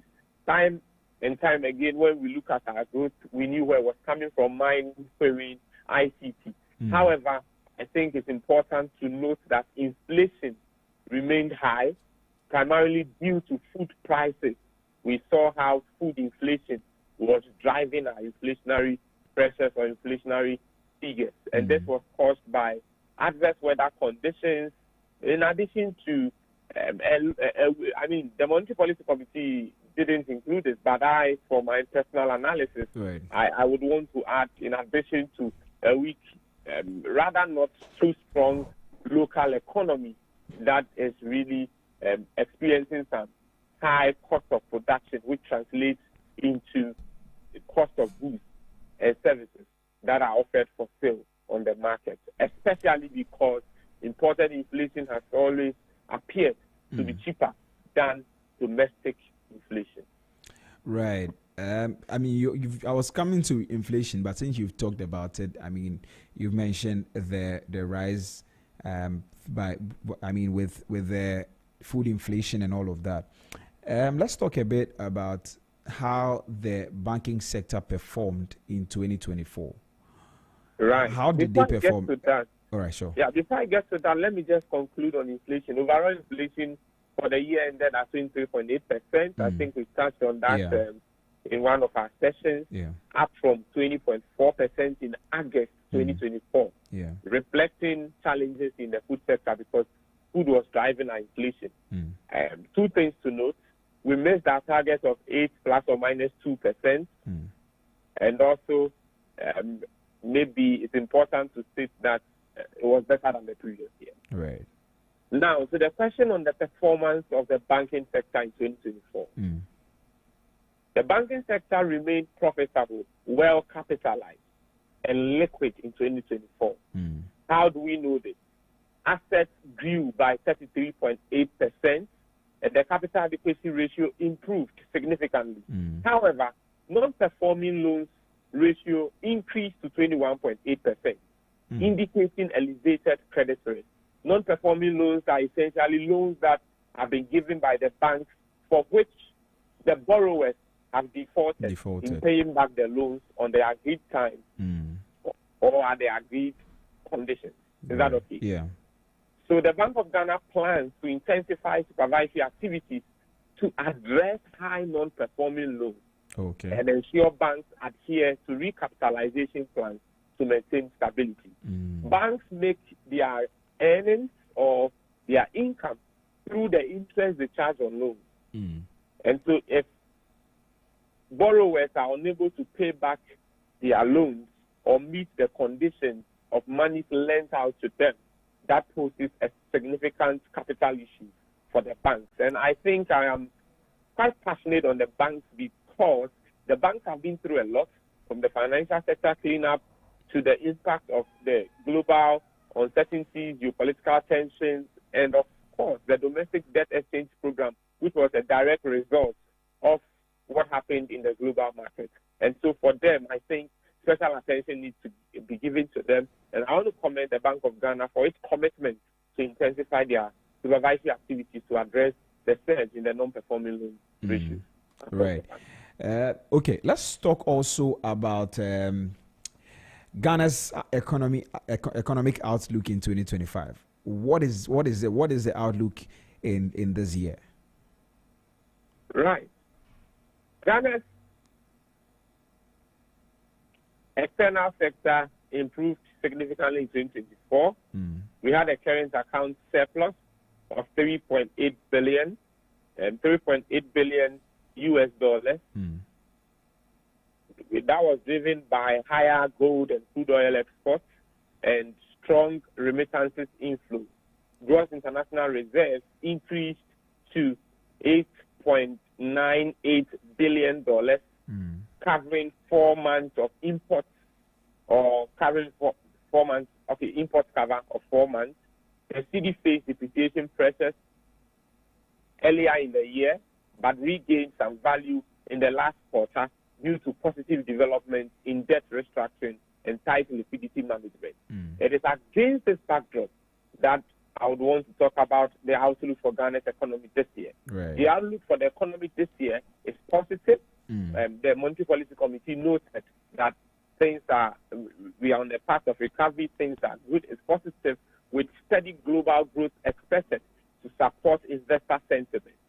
Domestically, growth is expected to remain strong, supported by improved macroeconomic conditions and favorable commodity prices. However, it is important to note that there are some challenges in the energy sector and elevated inflation. The energy sector, you remember when the current president assumed office, he highlighted some of those challenges in the energy sector, for which reason it was reported that what we would rather call doomsday was looming. And we have seen some work that has been done to control that. So the Bank of Ghana expects the disinflation process to continue. Disinflation here means a fall in the rate of inflation. Is that okay? Not necessarily a fall in the prices, disinflation, a fall in the inflation rate.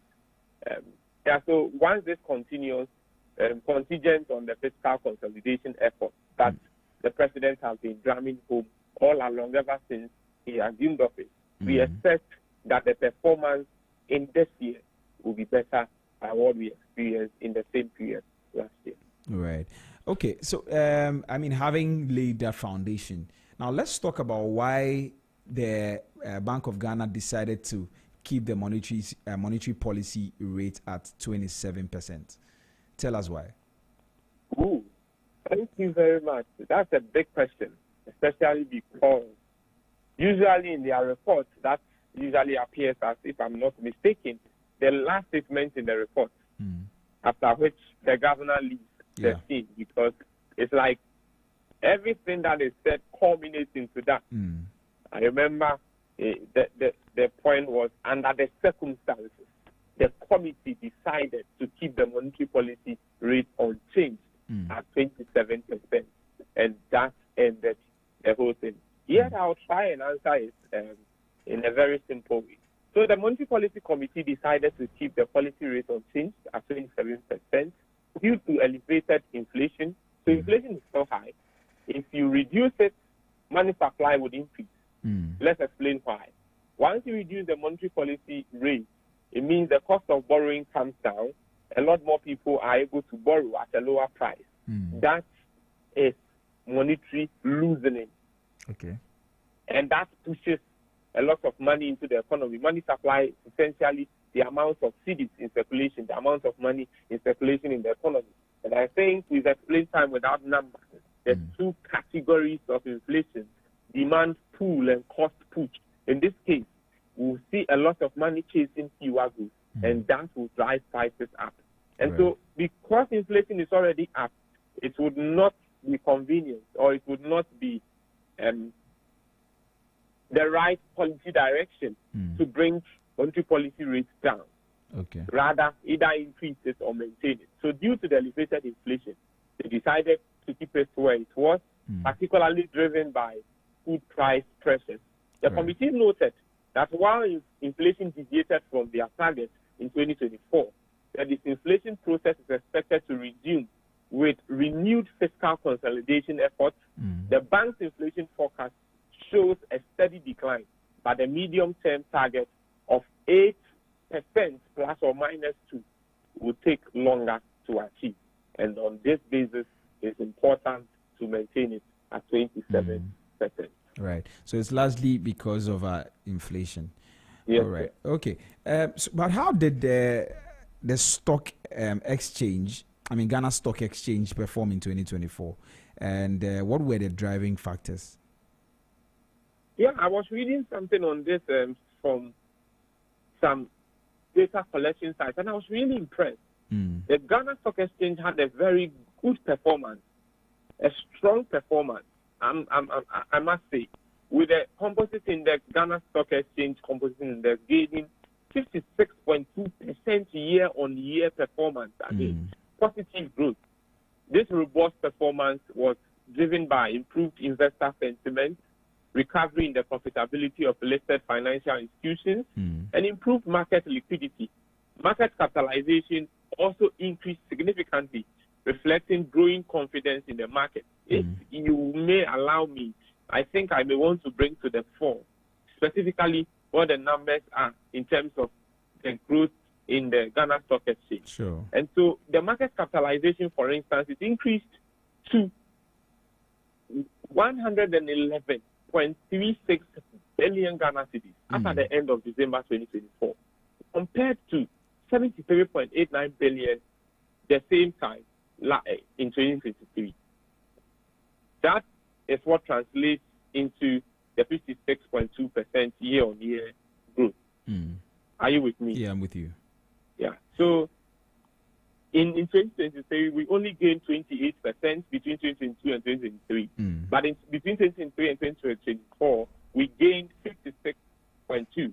Is that okay? Yeah. Right. That tells us some good efforts within that sector. I would want to commend the CEO of the exchange and her efforts. I think it's brilliant. We are doing well. It's putting us on the map. You remember last year we won the best stock exchange for West Africa, and we are hoping that will continue. So do you see some confidence going forward? In 2025? Yes, the performance on the exchange, like we say in finance, the stock market is like a mirror that reflects investors' confidence in an economy. Right. You will see a lot of investment in the stock market when the economy is doing well. So it is fair, based on that, to say that there is some confidence in the Ghanaian market and economy. But what role did commodity prices play in Ghana's economic performance in 2024? They played a big role. Cocoa prices rose sharply. It rose sharply, and that plays a role because we export cocoa. Once the prices are high, you earn more from exporting. Right. This is against the backdrop of reducing supply as a result of adverse weather conditions. I think yesterday we touched on this.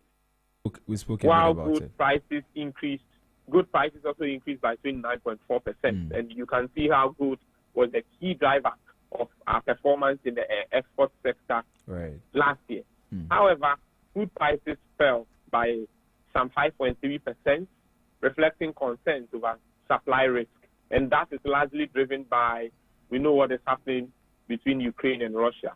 It had an impact on it disrupts the supply chain around oil, and that had something to do with the falling food prices because of the risk associated there. We know the disruptions in itself would raise prices when the demand exceeds the supply. But where there are risks on supply, it also drives prices down. Now, the rise in the gold and cocoa prices positively impacted Ghana's export earnings and contributed to the current account surplus that we experience. That we have, okay. But what are the risks, the key risks to Ghana's economic outlook this year? Because you are projecting something good. So what are the risks? What are the key risks? Certainly to every good thing, there are some risks that must be observed and mitigated. I'm sure there are investors listening to us, there are businessmen listening to us, among other persons. Now, the key risk would include certainly the elevated inflation levels. Another would be the issues around the energy sector. And with inflation, particularly on food prices, it is quite high. It's risk in there. Government must look at it. Energy sector crisis or issues, government should pay close attention to it. And potential spillover from global economic uncertainty, such as the trade tensions and geopolitical tensions. Those would be the core line issues that will significantly be driving or impacting the economy, for which government must take action against, for which businesses, private sector investors must look at as they try to allocate funds or their resources across multiple investment vehicles. In addition to this, the banking sector, like we've highlighted already, faces some high risk from non-performing loans, which need to be managed to maintain financial stability. And so non-performing loans, elevated inflation, energy sector crisis, in addition to spillover effects from global uncertainties, are the key risk factors that every economic agent, every financial market participant should pay close attention to in 2025. Right. Okay. Maybe we'll pause on that conversation for now, and then let's get into debt. Yesterday we mentioned that we're going to talk about debt. I don't know if you remember. We did. We have to fulfill our promise to our listeners. So let's talk about Ghana's let's talk about Ghana's external and domestic debt as of now. So tell us about it. Yeah. So one of the key questions we may want to answer: what was our debt as at the end of 2023? Right. And what is our debt today? Or what is our debt as at the end of 2024 December? Now, our total public debt at the end of 2023 in US dollars was $52.2. That was an increase from $52.2 billion. Let me add that, billion dollars. That was an increase from what we saw in 2023, which was around $51.6 billion. Right. But that has reduced. Just before you go on, so we are live on Facebook and YouTube. On Facebook, we are ZFMGH, and then on YouTube, we are Z Multimedia. The charts are being shown on your screens. If you have YouTube, you may want to just turn to YouTube and have a look at the charts as Ima speaks to them. Ima, please go on. All right. So I was making a point So this is our total public debt, and I'm sure the graph that is shown are two. One is a yellow line graph, and the other is a blue line graph. Yeah. Great. Now we can see how the blue was what I was alluding to earlier. Sure. That as of December 2023, it was $52.2 billion. So the blue line graph is in dollars, and the yellow one is in cedis. Is that okay? Yeah. Now, yesterday, I think I was making a point to you of how consistently our debt in dollars has remained around $50 billion. But between October to November 2024, we can see that our debt fell. Is that correct? Yeah, yeah. It fell from $51 billion in September to $46.8 billion in October, and further to $47.9 billion in November 2024. That compares to some $51.6 billion around the same time in November 2023. And so if you would allow me, between December 2023 and November last year, our debt fell from $52.2 billion to $47.9 billion. That is a fall by $4.3 billion. Our debt reduced by $4.3 billion between December 2023 and November 2024. Right. If you want to look at it between November 2023 and November 2024, then our debt fell from $51.6 billion to $47.9 billion. Right. And that would mean our debt has fallen by some $3.7 billion. Whatever the case is, we have seen that our debts have decreased. Our total public debt. Our total public debt is made up of domestic debt and external debt. Is that okay? Yeah. And so if you price it in dollars, this is what it means. If you price it in cedis, I'm going to go there soon. And after that, I'm going to explain something.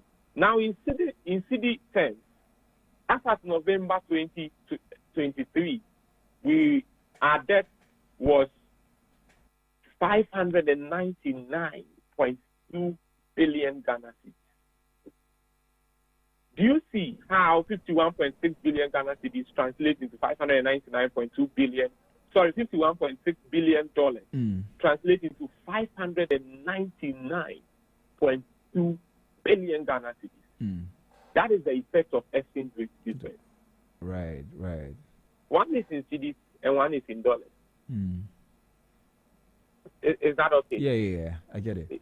And consistently, as we observe how the graph is, you can see that for the debt in cedis, you can see it keeps on widening. Yeah. Is that not correct? Yeah.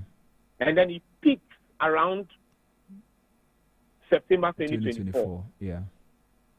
Is that not correct? Yeah, it's correct. That is because of the rate of exchange rate, volatility or depreciation the cedi had experienced. So yes, we were seeing some marginal increases in our debt. Let me just take you through. December 2023, $52.2 billion. January 2024, 52.7. Then 52.9 in February. Then 52.9 again in March. Then 52.4. It falls in April. Then 51.4 in May. See, as it was falling, look at March. It fell from $52.9 billion to $52.4 billion in April, then further to $51.4 billion in May, then further to $50.9 billion in June. Yeah. Look at between March and June, it fell in terms of dollars, but look at the corresponding figures in cedi terms. It rose between March and June in cedi terms. Right. It increased from 681.3 billion Ghana cedis to 742.2 billion Ghana cedis. My brother, that is the effect of exchange rates or the effect of our currency depreciation on our debt. Because even if you look at it, you see that as at November 2023, our public debt in dollars was $51.6 billion. Now, if you check 2024, September 2024, it had reduced to 51.0. So it was 51.6, and then it had reduced to 51.0, right? Or $51 billion. Now, but if you check the same figures, even though it's still around 51, or it has even reduced, you see that in Ghana cities, there's a huge change in the numbers. Yes. Which is about 807. You've done a brilliant analysis. So it's a problem of our exchange rates, really. Our exchange rate exacerbates our debt issues.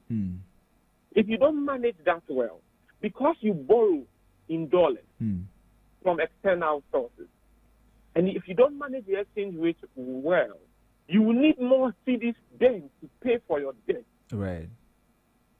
Than what the situation was at the time you were borrowing. And you've made a brilliant analysis. Look, let's even take when we had the same. See, November 2023, it was $51.6 billion. Is that not correct? Yeah. Let's look at August 2024. It was still $51.6 billion. Is that not correct? Yeah, the same 51, yeah.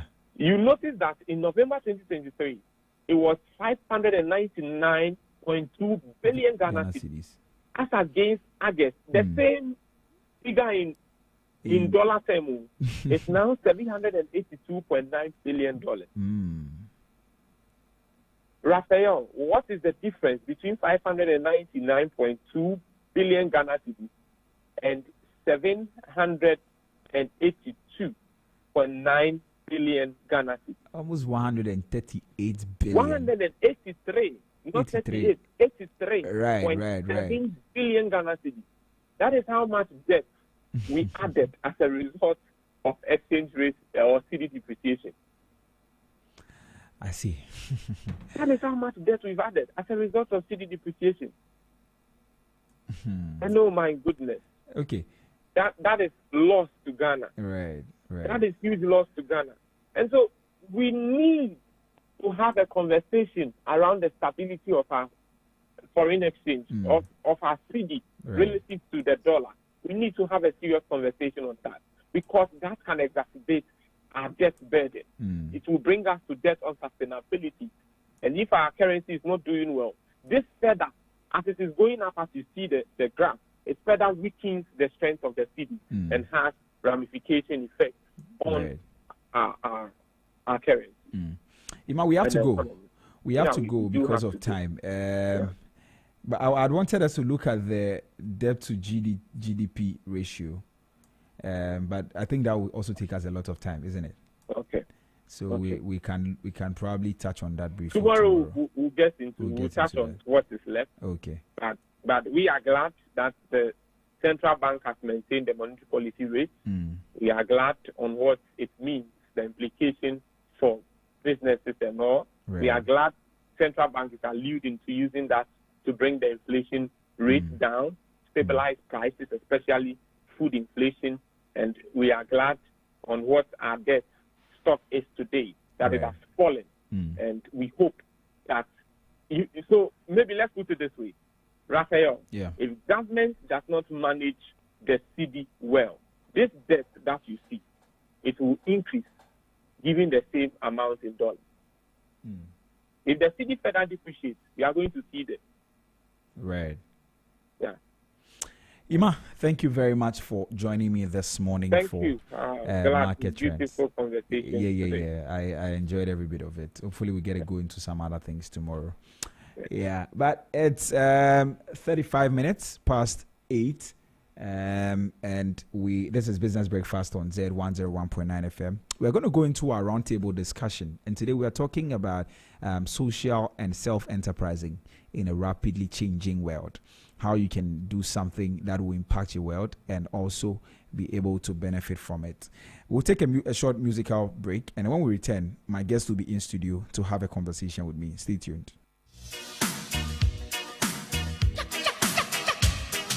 It's your lifestyle, leisure, and business radio. 101.9 FM.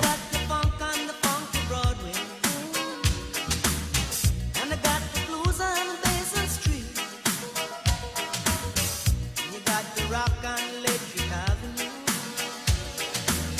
Where I wanna take you is something new. Zed 101.9 FM. People dressed in red, gold, and green. Strictly lion control the scene. You can get sugar cane and coconut water. Really know it's good for youth, man and daughter.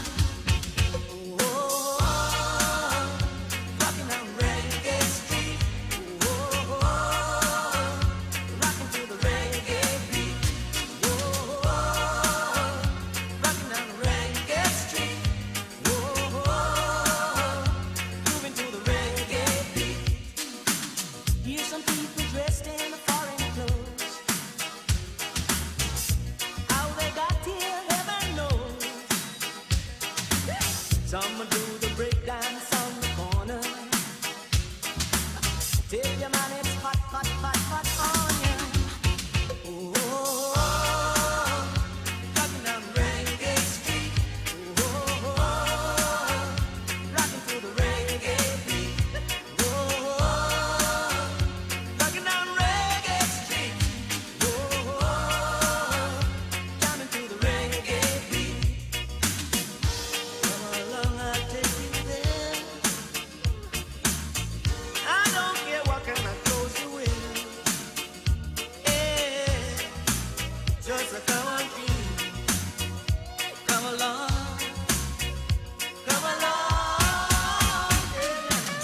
Zed 101.9 FM. It's your lifestyle, leisure, and business radio. Stay tuned to your lifestyle, leisure, and business radio.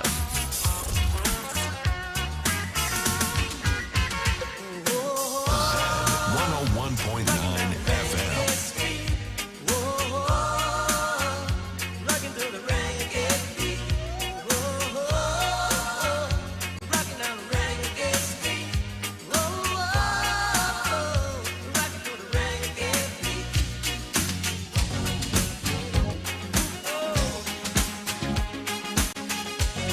Zed 101.9 FM.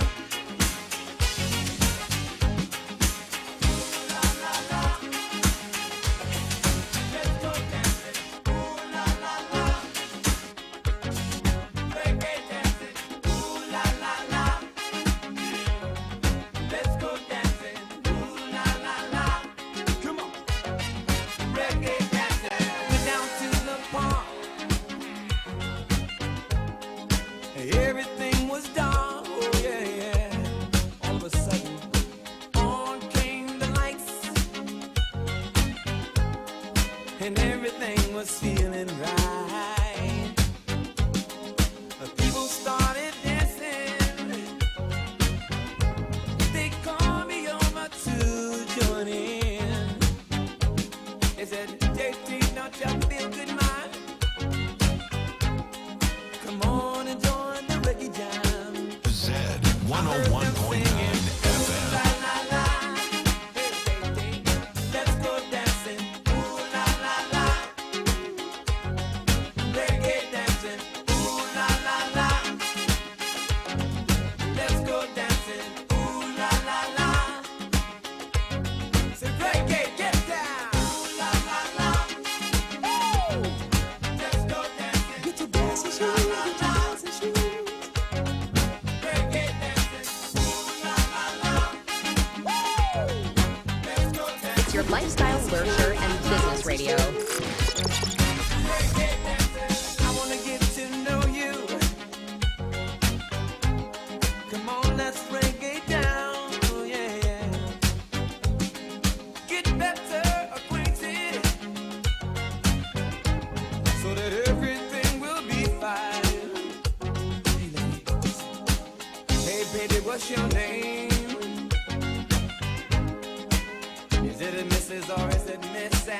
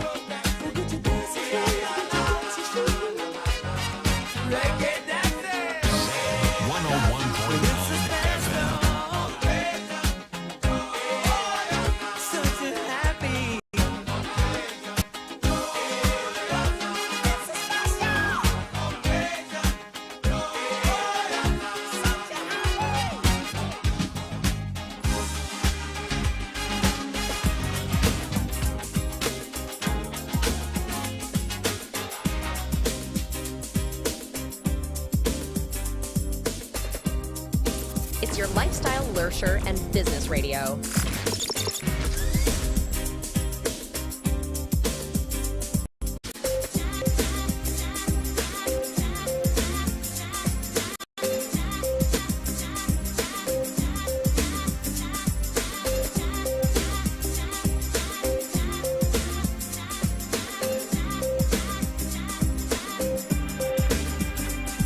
They say relationships are gone. Let's get it on. Having affairs that's kind of old-fashioned-ish. Give me your love and let me ravish it. Show and prove the feeling I'll never lose. Snooze or bruise it. No, I'll never do this. I'll be yours and you'll be mine. To wine and dine and play no good time. In the park after dark, we can walk in. If you want sweet, I'll be your candy man, cause I'm that type of guy. So baby, don't be shy.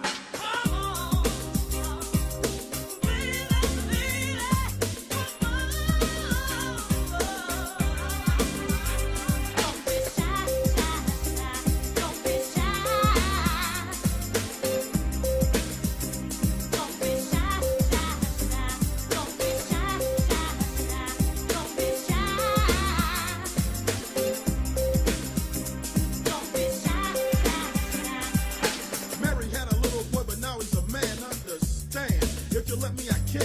Give you all that a good man should. Treat you like a queen, baby, yes, I would. Me and you, the team of a dream. When your feelings are wrinkled, I'll be the steam. To soothe and smooth dry your tears and so on. They call me Turbo B, but you can call me Jerome.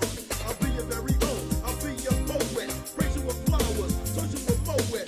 I'll be yours till the day I die. So make a move and don't be shy.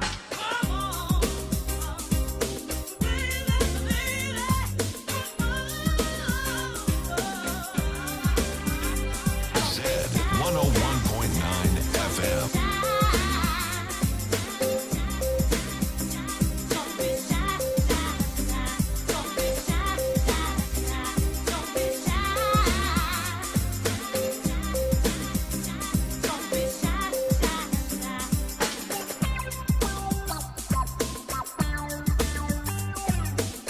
Zed 101.9 FM.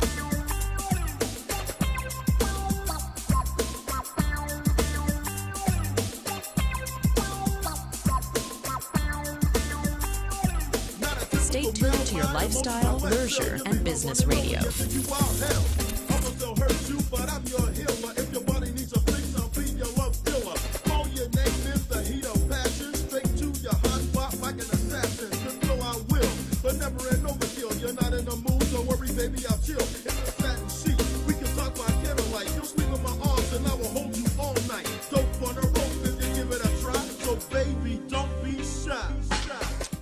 Well, it's about a quarter to the top of the hour, and this is Business Breakfast on Zed 101.9 FM with me, Ni Trebi Hammond. Very soon we're going to go into the conversation with our guest, but I just want to give you a brief background of what exactly we'll be talking about. Now, we live in a world where change is constant, and the pace of technological and societal transformation accelerates. And the ability to adapt and innovate has never been more crucial. Now, in today's roundtable discussion, we're going to talk about the concept of social and self-enterprising.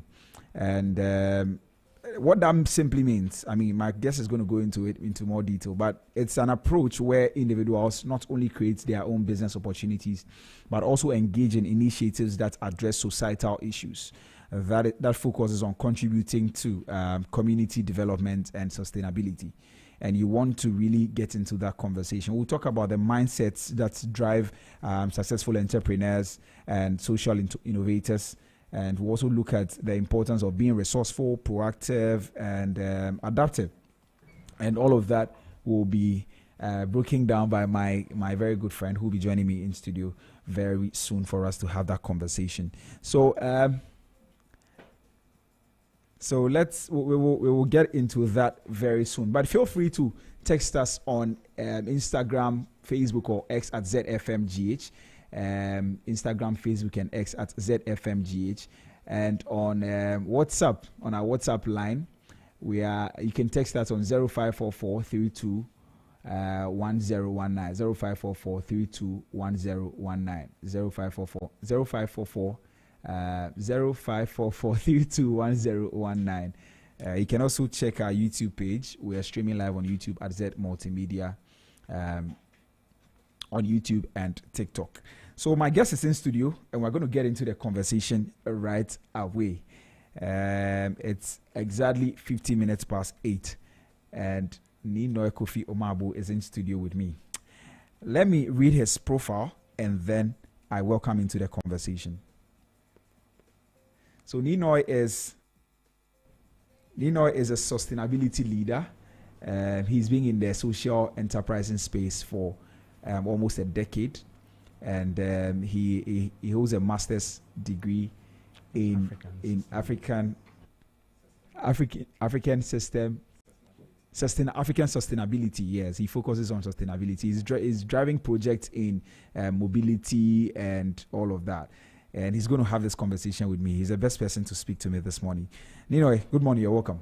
Good morning, Trevi. It's really great to be here.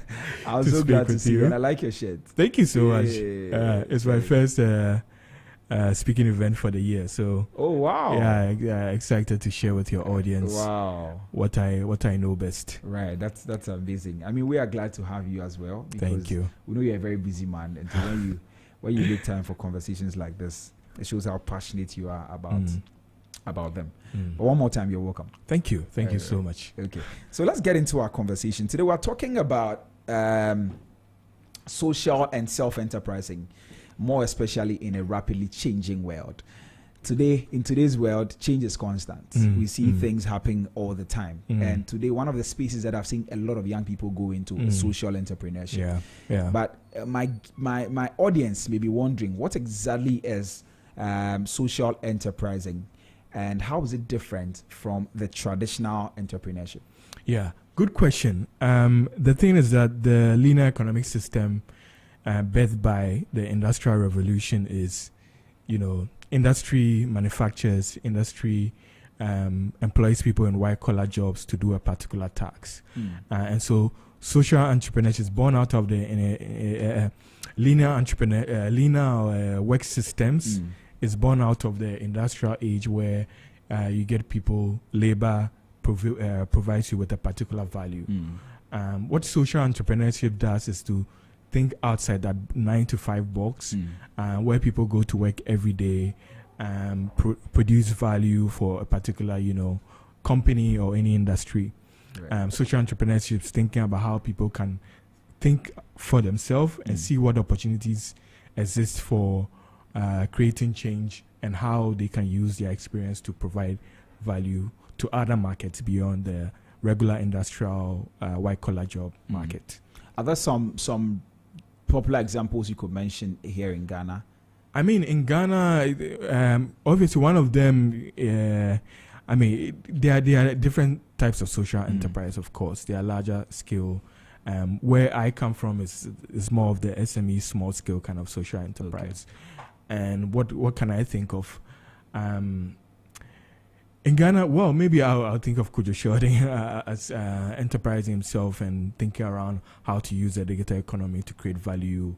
Who else can I think of? But examples outside beyond the Ghanaian market is what we see, like AI, some Ottoman coming together and bringing, artificial learning technology by himself, thinking around how to create value. So social enterprise is basically thinking how to create value. Even the market women who sell by the roadside, all of these things are social enterprises, in my view, because it's thinking beyond the value system created in the linear economy, beyond that, and creating value that people will need. Right. So how different is social enterprising from self-enterprising? So social enterprise, I think for me, is very much tied to self-enterprising. A lot of people do not see the opportunities within themselves, to create value. And Daniel Presley, who I think everyone should pay attention to, who talks about enterprising, speaks about how he went to Bali, and one midnight, his team decided to go on this trip on a hike to the highest mountain in Bali, one of the highest mountains. I've forgotten the name of the mountain. So they woke up at midnight, 5 a.m. They went to the mountain. They were able to climb and got to the mountaintop. The most exciting thing, as he narrated, was waking up by 6 a.m., seeing the sunrise by the time you're on that mountain. Right. And then also, like, you can use the volcano to cook eggs, So, but along the line, Daniel Presley spoke about how when he was on the mountain, he saw another mountain in another part of Bali. And already he was asking questions about how to climb that next mountain. Right. You see, the thing is that a lot of us do not see the mountain of value that we are at the moment. And self-enterprising and social enterprising is along those sets. How do we think about what we already have? Many of us want to do another master's program, want to learn, but we don't think of what we have now and how to channel that knowledge into something useful that gives people value and also gives us financial resource and value for ourselves. So I think that social enterprising is looking within, self-enterprising is looking within yourself, coming out of the mindset of going to look for jobs and looking within yourself and what you have and channeling into something that gives value to other people, which is social enterprising. Right. I get that. I get that. So essentially, what you are saying is that you're focused on making profits, but you're also thinking about the community in which you find yourself. Absolutely. And also thinking about what you already have and to use what you already have to create value for others. Right. Okay. So how can successful entrepreneurs, right? Or basically, how can people successfully balance financial growth and also creating meaningful social impact? How can they balance that?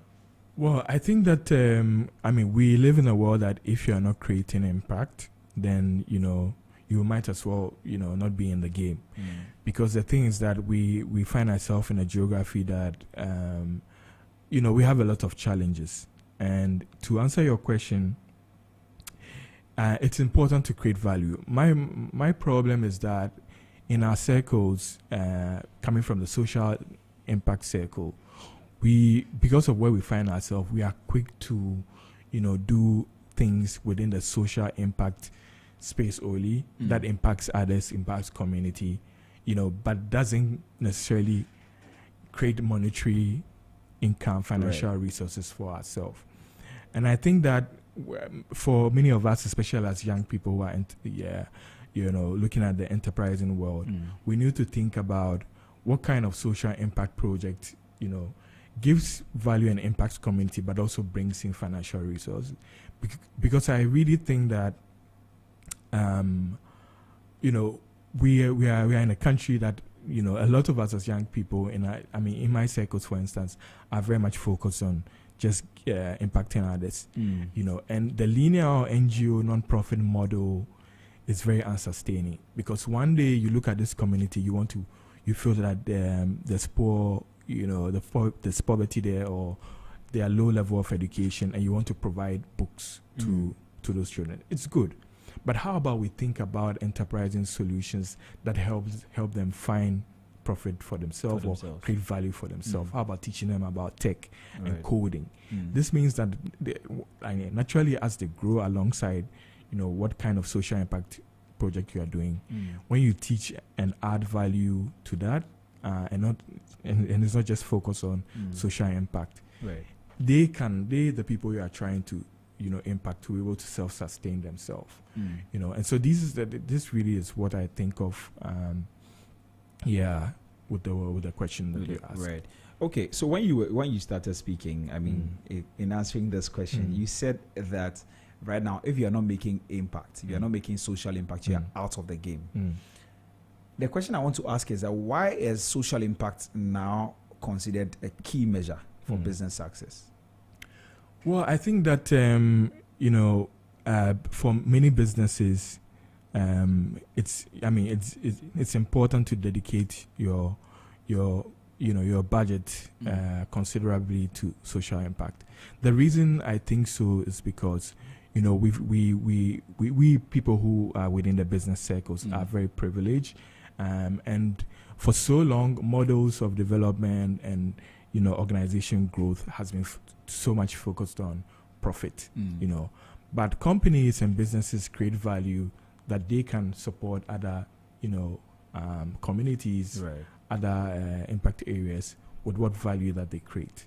And I think that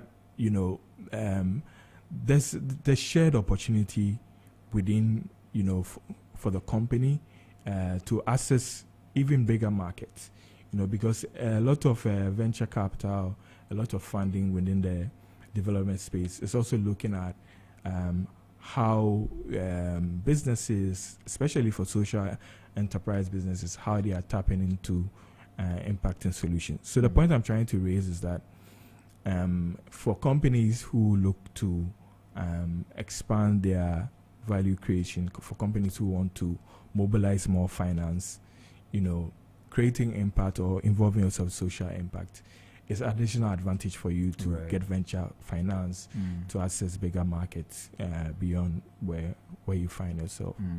Well, so that is for if you're looking for funds, because if you go to a bank to look for funds for your business, I doubt they're going to look so much into the social impact you're creating.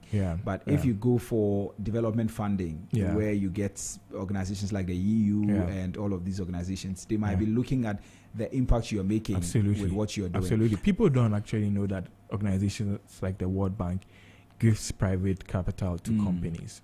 So when you look long term, you look at how your company creates value, impacts community, you can have access to some of these financing instruments. Right. Okay. There's a guy called Matthias. I know you know Matthias. Tell us about Matthias. Well, amazing guy. Matthias is founder of AcoFresh. What AcoFresh is doing is to, a lot of produce from the farms go waste. So what Matthias has done is to put together a technological system that stores food so that it doesn't go waste, and then it can be delivered to different markets, supermarkets and places where they sell the food. It's a very interesting project because it does multiple things. One of them is that a lot of food goes to waste. So we have issues related to food waste, hunger, and what people don't know is that food waste contributes. The conversation these days is about climate sustainability. Food waste has a huge carbon footprint. I think something around agriculture and the food systems, something around 60% of greenhouse gases comes from food waste. So I think that he's working on different channels of impact and opportunity. He's working with women, he's working with young people. I know that most of the people he's employed are young people. Right. So if we have multiple of these projects, it will really create value in the ecosystem. And I brought a story in just to provide some context there, because I think, when people get to see examples, they get to understand exactly what we're talking about. So AcoFresh by Matthias is one of those that enterprises you can say it's a social enterprise, because he focuses on how to solve problems in terms of agriculture where things are getting rotten, and he's created a technology that can help preserve some of these things over a period of time, and then he's making money, but he's also impacting society, and that is social enterprising. Now permit me to take you back to self-enterprising. How is it different from entrepreneurship generally? Well, self-enterprising is really about yourself. I think it's really about, so I spoke a little about value creation, but it's about the kind of mindset that you use, in living, that translates into enterprising. A lot of young people, are focused on, I need a job, but what companies want or how we thrive in the world is value creation. So I believe self-enterprising is the right kind of mindset to have to do anything, whether it's self-enterprising or working in the linear economy. And to talk about mindset, there are a few things that for me I hold valuable as having the right frame of mindset. You know, a lot of us have spontaneous ideas, right? You know, and they say that ideas are such a way that when it comes to you and you don't implement it, it will be taken away from you. I don't know how true that is. But people even say that every idea that you get, if you believe it is from God, then God has given to some other 500 people. Yeah. So if you don't implement do it, somebody else will do it. Maybe you are supposed to be the next Sam Otterman with ChatGPT Right. and make millions of money. But you don't do it. And one of the mindsets that I think is important in the self-enterprising, conversation we're having is to first of all do it anyway. You know, you have this idea, do it anyway. Start thinking about what's the first step. If even it means you're going to register the company, take the first step, right? And then look for your team and see who has value that can add up to what you want to do. So for me, I think that a lot of us have to move. We are in a new year, and many people said, "Oh, they will start something in the first week of January," and they've not done it. You know, but it requires having the right mindset. Right. It's important. It requires taking the first step. And then the second thing for me is continuous learning. Right. Your education is not limited to that degree that you've had. Okay. If you think of education in such way, you'll be an absolute failure. We need a mindset of a continuous learner. You know, you can learn about coding. Who said if you study political science, you can't go into sustainability? Who said you can learn about coding? Who said you can't learn about the digital economy? You know, so we need to have the mindset of a continuous learner. And then the third thing for me that I find important is the power of reps. You know, a lot of us do not think about the long-term game. We think that things should happen immediately that same year. But if you look at some of the most successful enterprising solutions, it takes a long time. You can ask Matthias or we ask anybody else, you know. It takes a long time. So I believe in the power of repetitions, the power of reps, and the power of consistency and continually doing a thing. For me, I give anything to be successful for it to take between 3 to 7 years, right? And so I very much understand how it's important for you to have that kind of mindset. And this is how I think that you can become a good entrepreneur. You know, having this kind of mindset and solution drive to go into whatever solution that you're trying to lead. It's what will get you to thrive and move forward. So it's very much interlinked. Social enterprising and self-enterprising, having the right kind of mindset is very much interlinked. So the question really was self-enterprising and entrepreneurship. How different are they? I'm going to come to mindsets very soon, but how different are they? Is it the same thing? Is self-enterprising different from entrepreneurship? Well, self-enterprising is like the analogy that I shared from Daniel Press's story. Looking for value within what you have already. It's tied to the mindset, but looking for value within yourself, and then using that value that you have to create value to start a sustainable or start a social enterprise. So basically, in a nutshell, looking within yourself, the value that you have, having proper mindset, and how it ties up to that solution that you want to solve. Okay, so a typical example could be, well, maybe I can speak. So I probably would do some pro bono services for people in my community where I pitch for them or stuff like that. Absolutely. Or you know a lot about organization growth, or you know a lot about a particular subject. Even the communication, you can go to companies and say, this is what I know how to do. I'll provide value to your company. I'll train your staff every Friday. I'll do 3 trainings. After 3 trainings, if you think I'm very good, pay me for my services. Yeah. So that for me, I think it's self-enterprise and entrepreneurship. Yes. What is that? Yeah.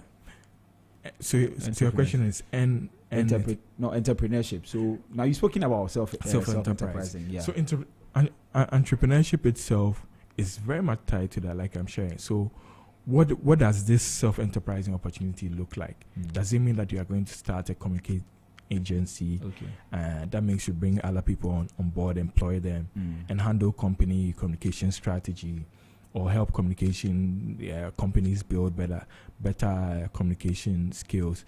So like I said, we often like to separate self-development, self-enterprising from what it means to make social impact or start something, but they are very much tied to each other.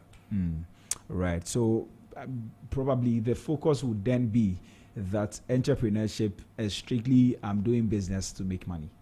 I'm creating some value to make money. Yeah, you're creating value to make money, but we also make an impact. Because if it means that you have a communication agency and are training people to be better communication people, it means you are creating impact. Yeah. Okay. All right. Let's move a bit to how people can stay relevant. Because in today's world, things are changing. There are technological advancements all the time. Yeah. There are new things. As I speak to you, there's DeepSeek. I don't know if you know about it. I heard about DeepSeek's latest stock raise, and it's crazy. Right. Yeah. So all of these things. So how can people stay relevant? Or how can people reinvent themselves to thrive even in uncertain times? Great question. If you look at the data, a lot of people are unemployed. Actually, in Ghana, the unemployment rate is somewhere around 560,000. Meanwhile, there are new opportunities coming up. Like we spoke about the data economy.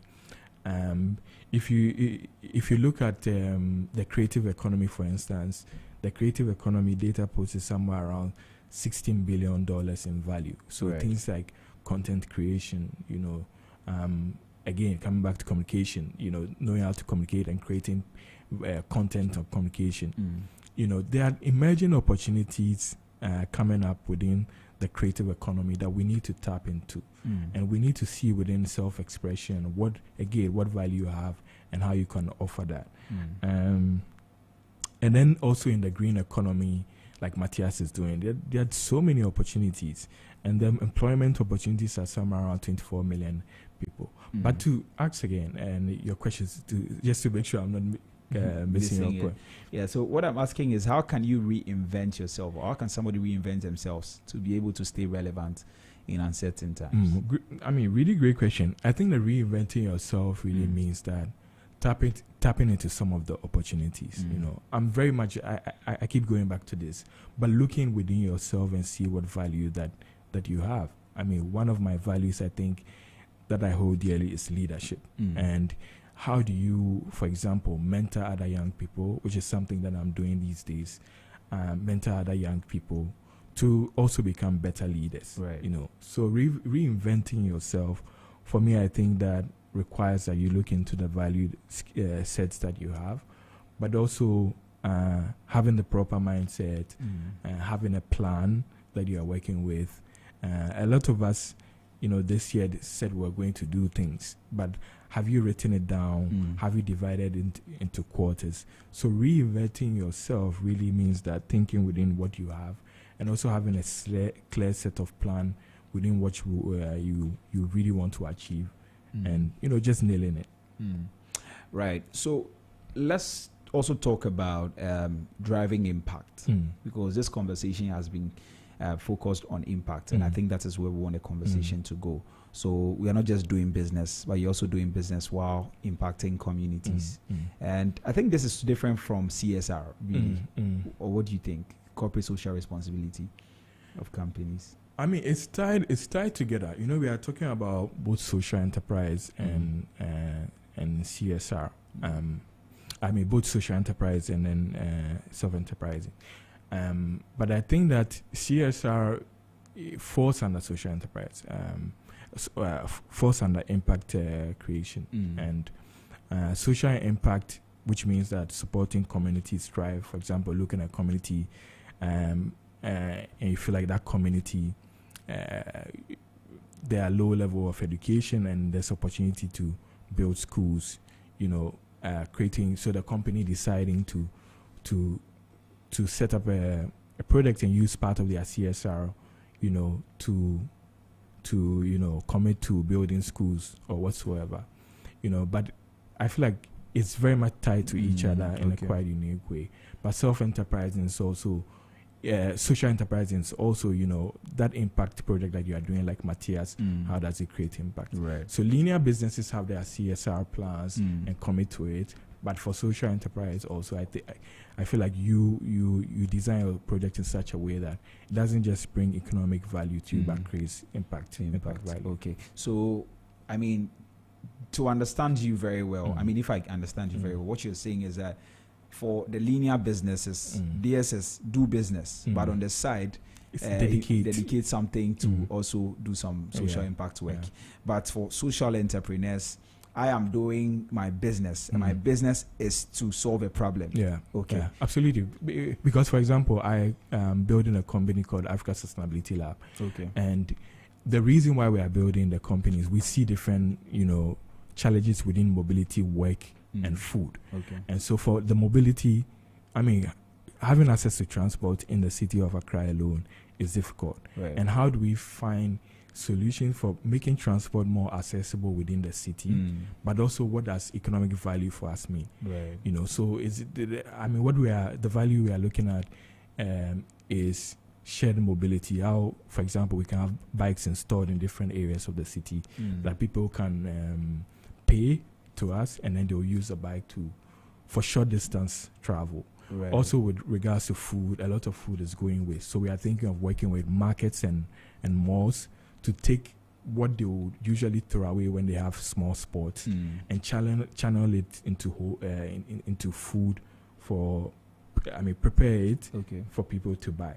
Because the thing with food is that... Did you say prepare it? Yeah. So is it a leftover?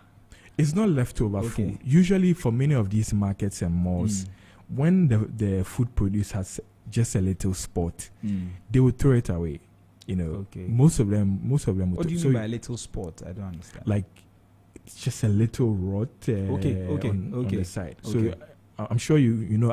As you go to these big markets and more, you never find really food that is getting spot. Because most of the time when it gets a little spot, they throw it away. But the way food works is that it's never waste until it's waste. Right. The fact that the food is getting little spot doesn't mean that it's spot. Okay. And how do we take value for some of these things? So cook foods for people to eat, which is creating the value. But since it's a business, we're also creating economic value for ourselves.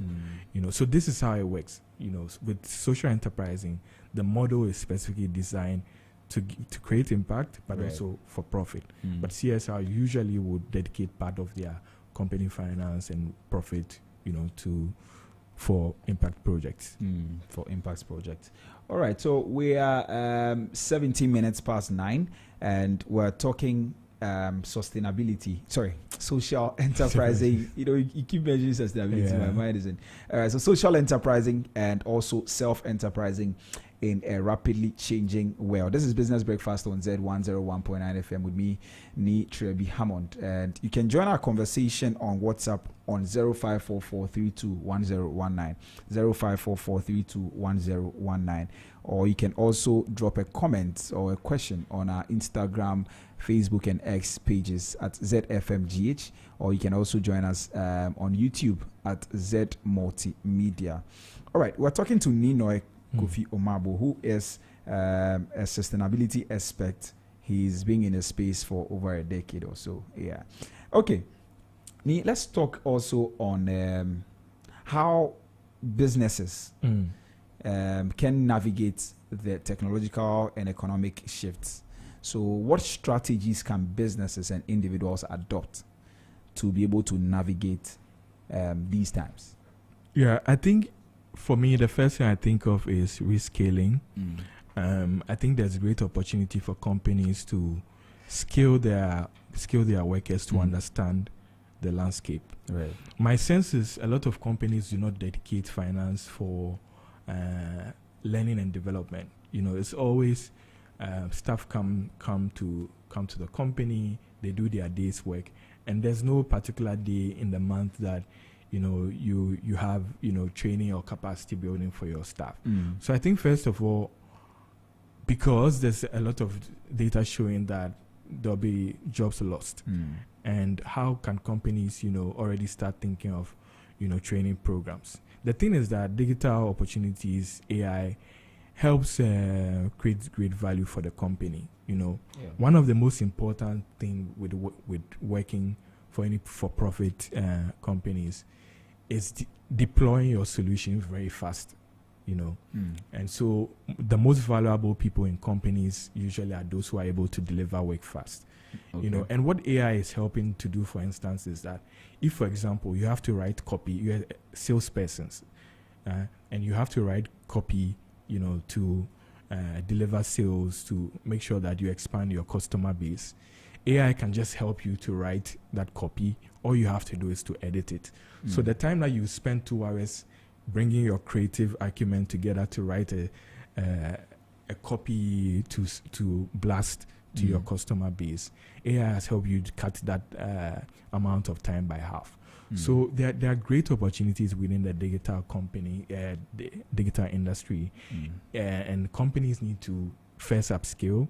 Companies need to see the opportunities to bring in the different components of AI, especially into the company base, and also see what that means for new markets. What does that mean for companies, for example, using their CSR to go back to supporting companies like mine or Matthias that are creating other opportunities within tech and digital economy and social enterprise, to build their own companies. So I see this totally interlinked. How does company create more profit so that they can also help other companies create profit? How can they create learning opportunities for growth of their staff and their company? Right, and I think you should check out Gozem. I don't know if you know about them. No. Yeah, it's also a transport. I mentioned that in my business brief. So we have a segment called business brief. Okay. I don't know whether you were listening before you got here. Yeah, so they are a transport company, and they operate in Togo and Benin as of now. Yeah. And what they do is that they identify the challenge, because I'm just saying this because you're talking about mobility and transportation. So they identify the challenge in the community, that people like Okada, Abubuya and all of that, they were running their businesses, but people couldn't order. So they decided to create an app, brought people on board, train them and all of that, and give them motorbikes and all of that, just so that they can continue the work. And I think it's related to what you plan to do. Yeah, so you may want to check them out. Yes, absolutely. Goes them. All right. So let's talk also about how businesses can be able to do the the social impact work, and also to be focused on their businesses. How do they create that balance?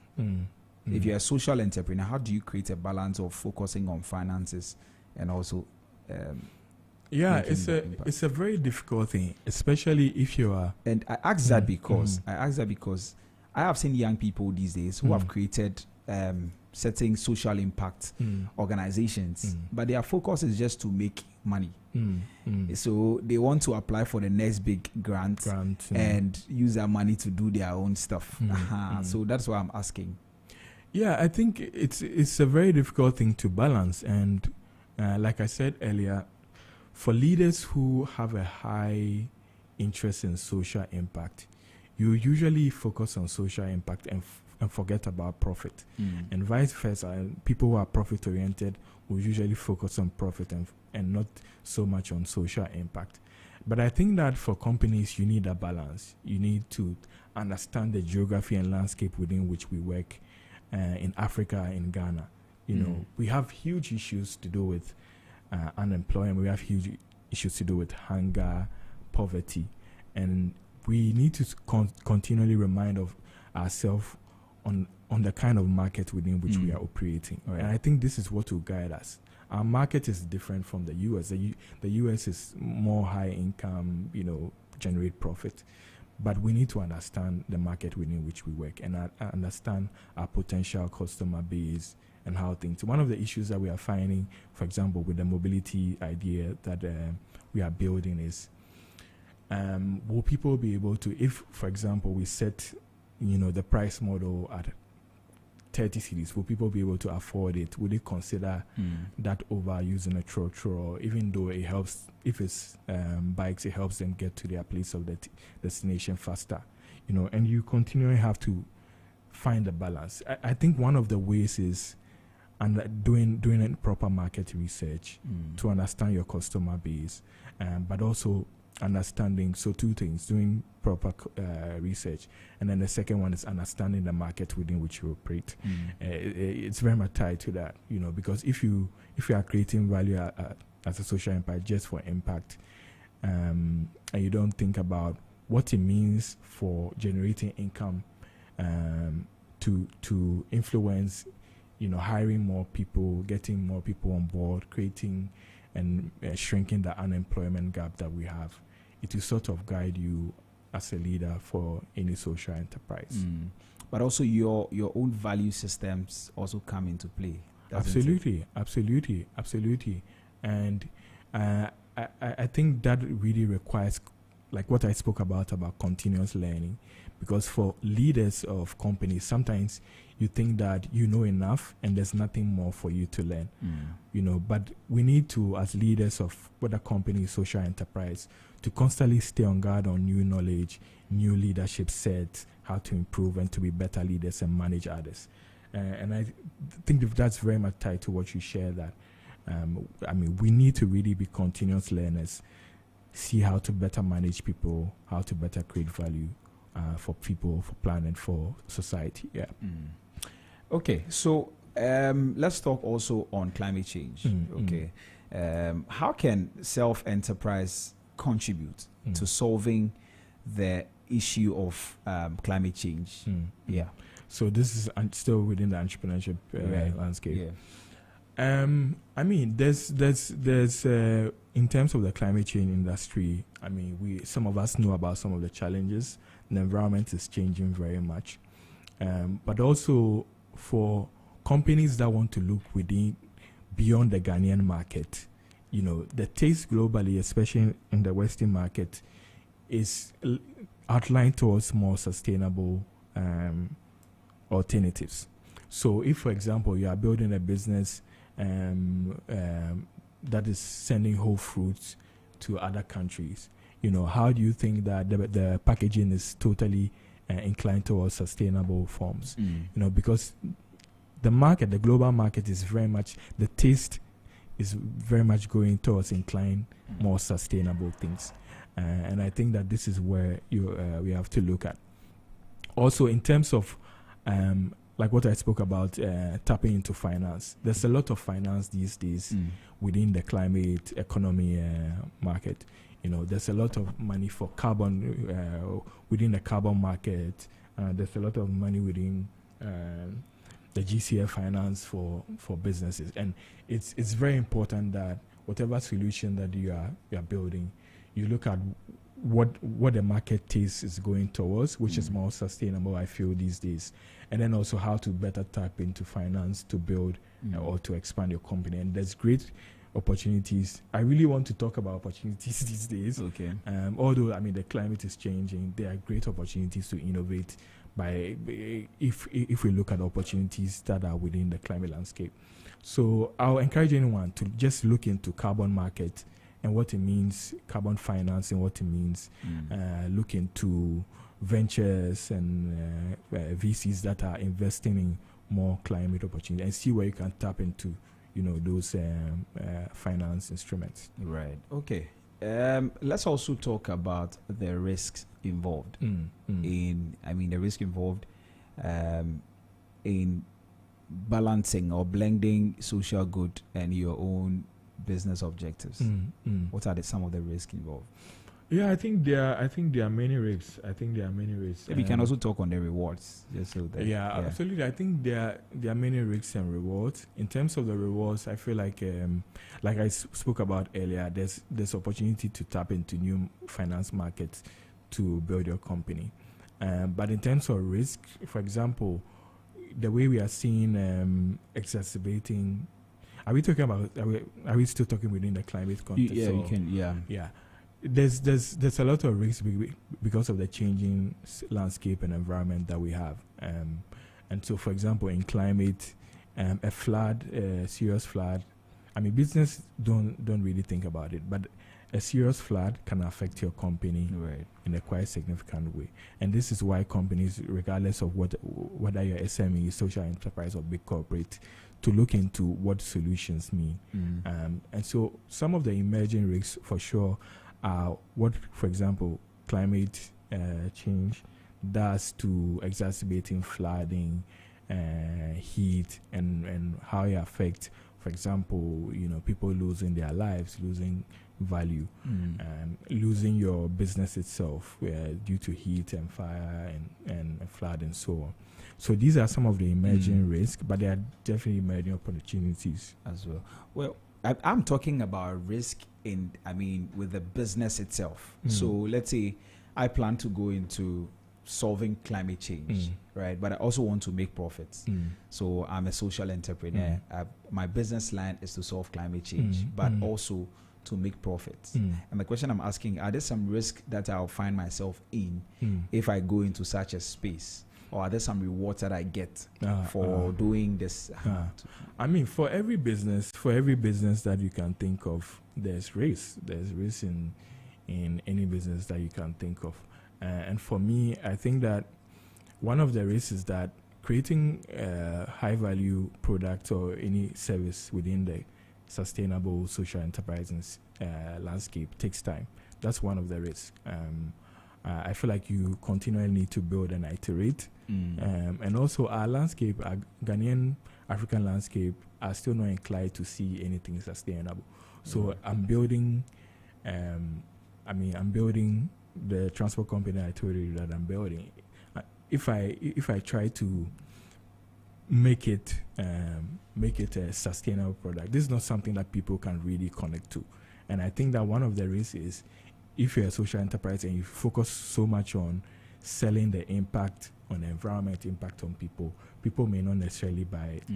So one of the risks for me is not focusing so much on what the impact means, but how it creates value for people. So if I tell somebody that taking a bike means that you can get to your place faster, this is something that they understand.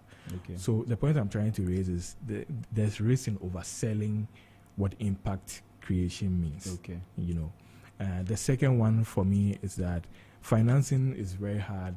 Even though I'm talking about access to finance in the landscape and climate and so on, for especially as young people, getting access to finance is not that easy, and we take continual knocking at people's doors, engaging with people, being forward, and going for social events to engage with people.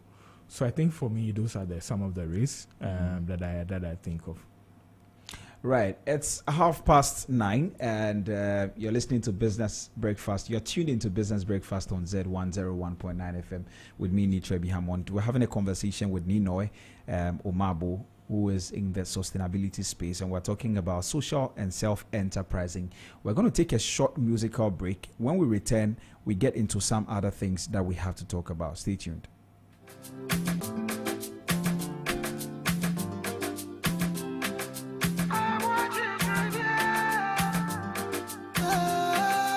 Zed 101.9 FM.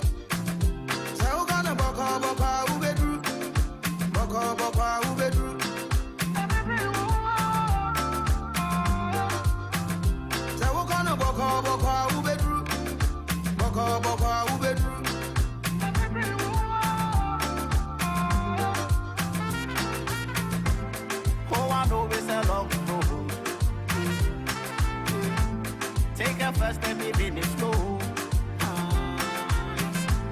Take my hand if you need to move.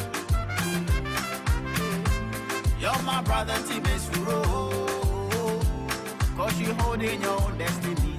The hardest part is your decisions. As long as you're happy in this existence.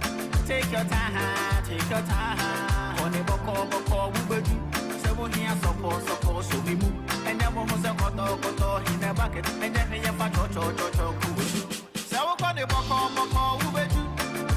Boko, ubeju. So we're going to boko, ubeju.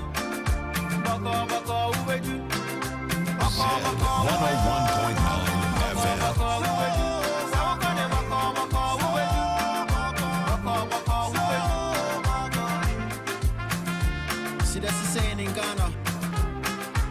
Boko, Ubedu. Means slow, you'll get there. Beautiful journey of a tortoise. Kill me this time. Let's go.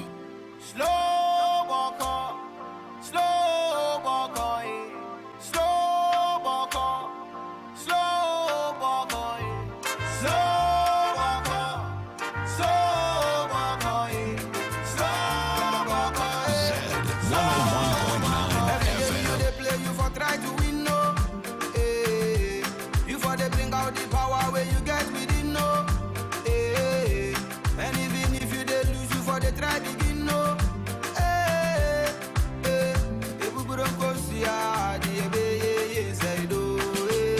Yeah, you see this life no be race, no they rush to be first to the place. Yeah. Don't you haste to go west in your case when you pray for so many days. Say who gonna baka who be do? Baka who be do? Say who gonna baka who be do? Baka who be do? Baka who be do? Baka who be do?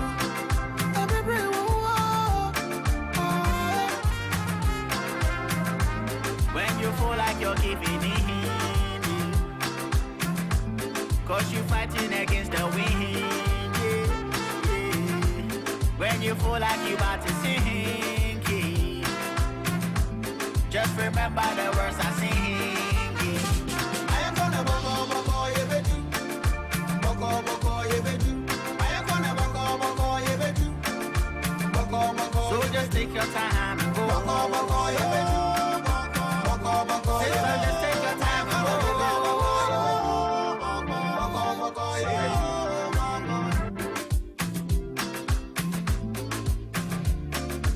Zed 101.9 FM.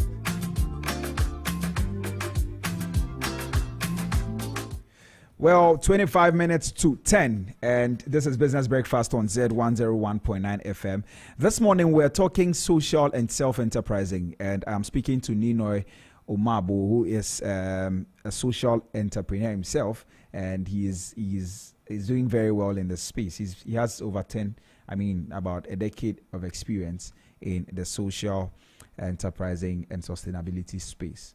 Ni, let's talk on mindset. But before that, if you want to join the conversation, please feel free to text me on 0544-321019. You can send us a WhatsApp, or you can check us on our social media platforms, Instagram, Facebook, and X at ZFMGH.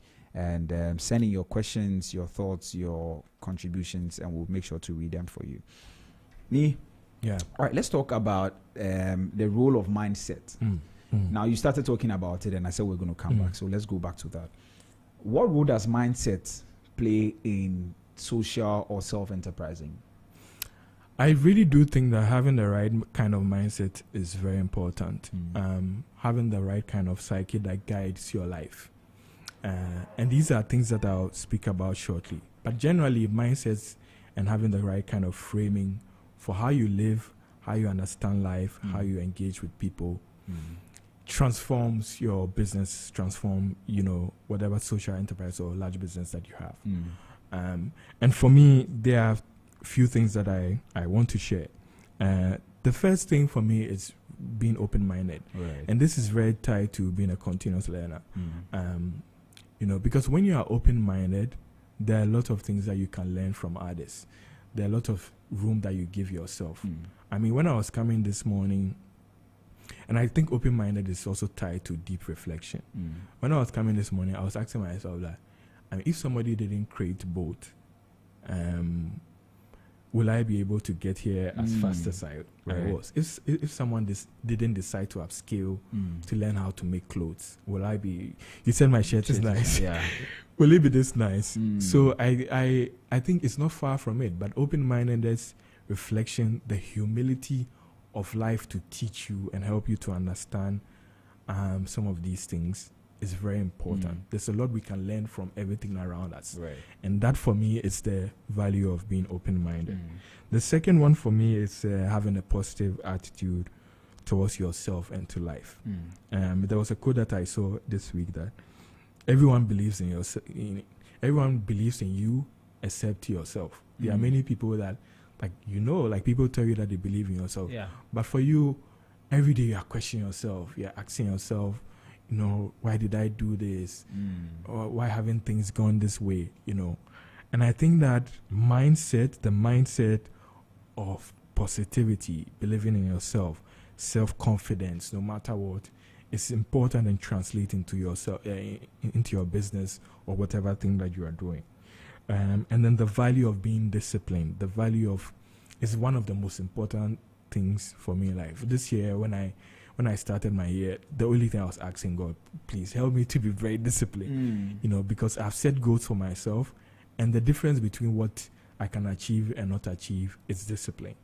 Just sticking to that plan that I've drawn for the year. Right. And so for me, I mean, these are these things, and this is tied towards always planning your day. Some of the most successful people in business, they'll tell you, like, when they wake up in the morning, at 6 a.m. they are planning that at 7 I'll do this, 8 I'll do this, 9 I'll do this. So just planning your day, having that kind of mindset of being organized as a person, can transform you, can transform your business in a quite unique way. Yeah. So these are things that I think of when it comes to mindset and how it transforms. Okay. So for anybody to go venture into social enterprising or self-enterprising, they need to have a particular framing of life that guides them. Okay, let's also talk about networking. I know networking plays a role in this whole space, because if you don't know people, if you're not really connected, sometimes it becomes difficult. What have you to say about it? Yeah, networking is important. We all know this thing. Your network is your network. Right. But the thing with network is that we live in a world that somebody has to mention you in the room. Vusi Tombekwai speaks about 3 sets of people who speak for us. We have our mentors, we have our coaches, and we have our sponsors. So the sponsors are the ones that will mention you in that meeting that, this person has a social enterprise. For example, I know Matthias is in Tanzania right now at the AFDB program. And somebody may have mentioned him in the room, and that's why he's in a meeting. Right. But if you don't go to get to know people, to engage, and I'll speak about the approach that I use in networking, but the way it works is that you need mentors, you need coaches, you need people who mention you in the room, which are sponsors. And the way to do network is identify that any event. It could be any event. Next week there's an event coming on at the conference center, and it's aligned with what you are doing. You just go for the event, participate, but you have to engage with people, get to know about people. Sometimes the randomness of life is very important. You don't necessarily have to know that this person is a big man or not. But engaging with people, you find a lot of information about them. You take their contact, and what you do is to send them a short email. Hi, Mr. So-and-so. It was great to meet you at this event. I'll be happy to talk to you in a coffee chat, 15 minutes, 20 minutes call about what I'm doing. Or it could just be a text message. You wait for a few minutes. These mentors, coaches, and so on also want to see the kind of value that you give to them. So this, I think, is the approach that we should use. And businesses, I believe, should expand their network value. For many entrepreneurs, there are great opportunities for you to see what opportunities exist and how to use your network, how to use coaches, sponsors, mentors to expand your business in a quite unique way. Right. Now, of course, you mentioned mentors, and so let's talk about what role does mentorship play? Everybody needs somebody, but I think that mentorship does 2 things, and this is what I think for businesses that they have to consider. There's someone, wherever you're trying to go, there's someone who has seen it. He's seen the litigations, he's seen the challenges, the risks, some of the things that are accompanied with business. And what mentors do is to help you figure out some of these challenges. They have seen it, and so they can help you figure out some of these challenges. And I think mentorship is also, being accountable to somebody. Because for the business you are doing, maybe if not for the fact that somebody, for example, I have mentors who are helping me shape my projects that I'm building in a quite unique way. I know that my mentor will check on me and say, where are you with this project? You know, so it means you're accountable to someone, and you make sure that because you are accountable to somebody, you make sure that you keep track, because you know that the person, would ask you if you were able to deliver. The person will ask you how you are doing with your leadership team. How is your leadership skills going? How are you working with your team? How are you adding value to your team? Right. You know, so I think to think of two things: accountability and somebody who can handhold you into different places. Okay. Now there's a formation of the youth. I mean, and I want you to speak to the youth because what opportunities are there in the social entrepreneurship space for young people? There are a lot of opportunities, whether the creative economy, green economy. I spoke about the creative economy worth around $16 billion. That's a lot of money. And if you are willing to go out of your way to self-express on social media based on what you know, there's great opportunity to teach, to learn, to get money and value for what you do. So I encourage many of our young people that we live in a society that makes us feel that, you have to do a volunteer program or do just one thing. But there's greater value that you can think around. I spoke about the analogy of being on the mountain in Bali, like Daniel Presty shared. Look within you, look within the value set that you have. You know, this year, what I'm trying to do is to help companies build, their value sets in leadership, in communication. Look within you, really look within you, some of the skill sets that you have. I realize that the more I do, for example, content on the things that I know, the more I sharpen my design skills, the more you know how to do copywriting. These are skills that in some markets and some companies are looking for. And it's tied to the networking. If you know the value set within which you have and you engage within networking circles, you can sell your value to somebody and somebody may be able to help you, either support your company or even give you an offer. So my advice to young people is look at the value set that you have. If you've not expanded what you know based on the education that you've had, there's no point going to do another master's, I think. Think within you and see what you have and use it to create value for yourself. Maximize it. Okay, we still have some time, so let's talk about. So maybe there's somebody listening to us who wants to start their own social enterprise. What steps should they go through? One of the first steps is to put your plan on paper. For many people who have that's after identifying the problem. Yes. So first identify what problem is there. And see what you are most passionate about. Because to be honest, what will carry you through is the passion you have for that thing.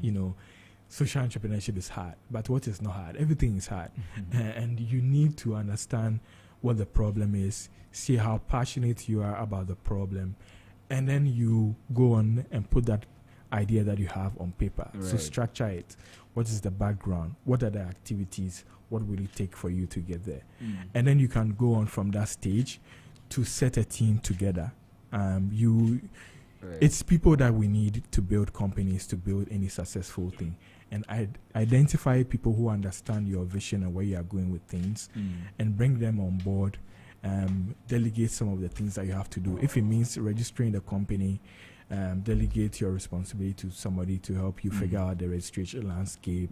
If it means having a budget, bring someone on board to understand who understand finance and budgeting to help you. So identify talent, identify people who share in that value and passion that you have, and then it starts from 30 minutes call per week to set plans for what you are going to do for the company. If it means that speaking to markets like me with this food project, setting a clear goal that by Tuesday we'll reach out to 3 markets and see if they are interested in this opportunity, and then coming back every week on a 30 minutes call to as progress report, see where you're going, continually tap into some things like mentorship, find somebody who is doing something similar to what you are doing, and ask the person to support you to learn about these things. Also, networking. Go for events in the space that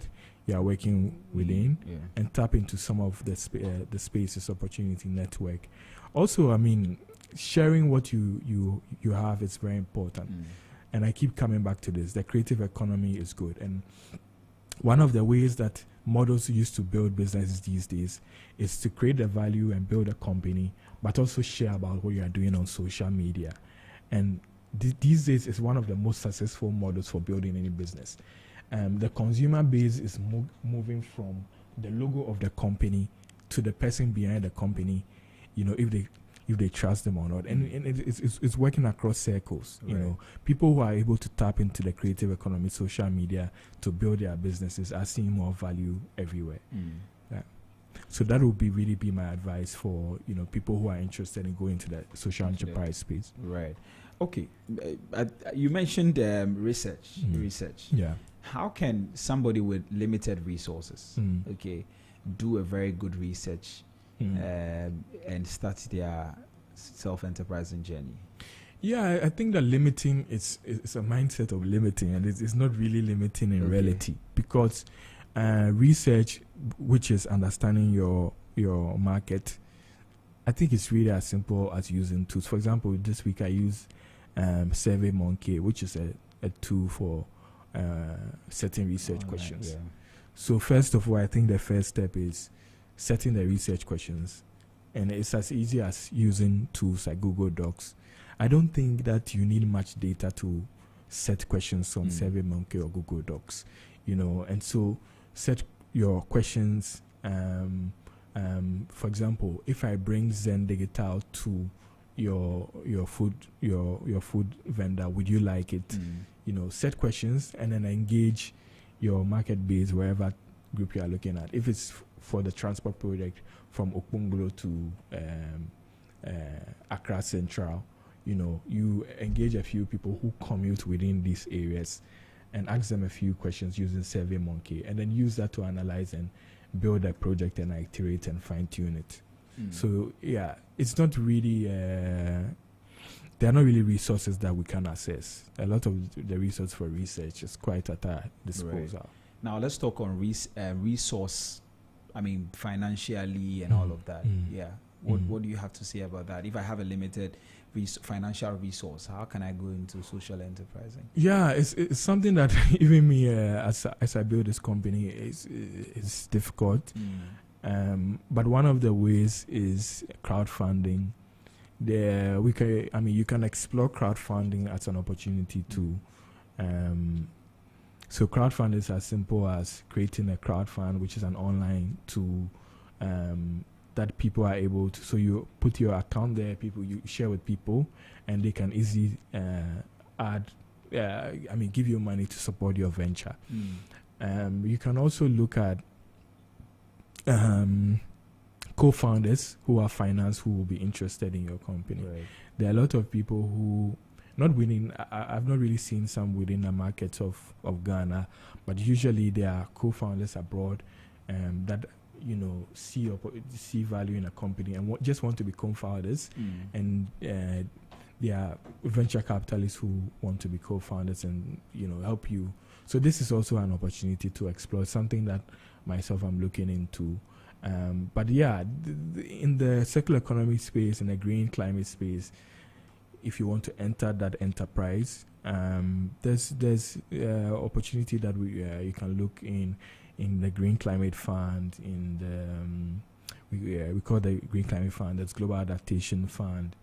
The carbon market opportunity.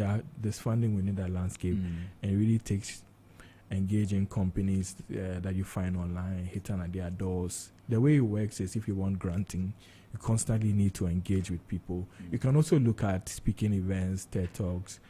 These are ways that people buy into solutions, you know, because they want to see your, you know, And it's, TED Talks and speaking are good fundraising tools for your company.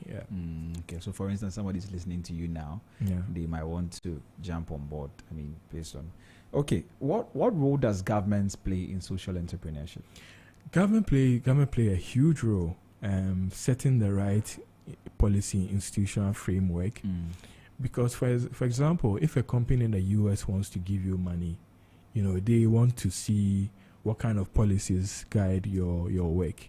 And if, for example, I find it difficult registering my company, or there are not particular institutional frameworks for me to fully set up to be able to raise finance, then my company cannot grow.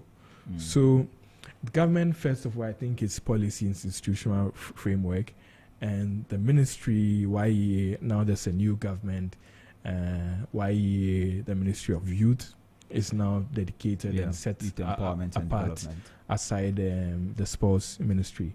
And I think that there's great opportunity for them to set institutional framework to allow enterprise to thrive. Right. Because the way business works is, if you set the right framework, people will be able to thrive, create value.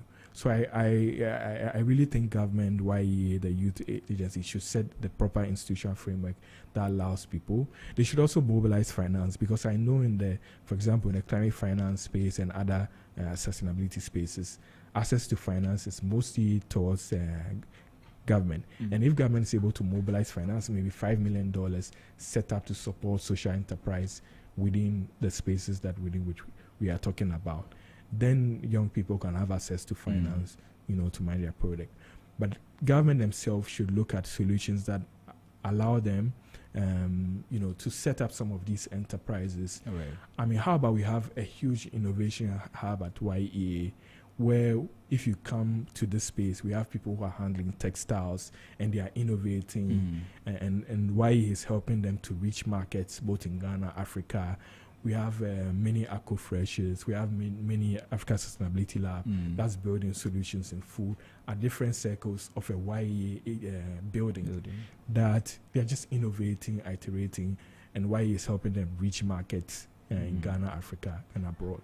So I think that we need, YEA itself and other youth ministries need to think about enterprising solutions and not models that keep people in a linear job space, which is really unsustainable and not profiting enough for many young people. Right, because I see a lot of young people who want to go into entrepreneurship, and it's just born out of the fact that they are unemployed and they want to be able to do something.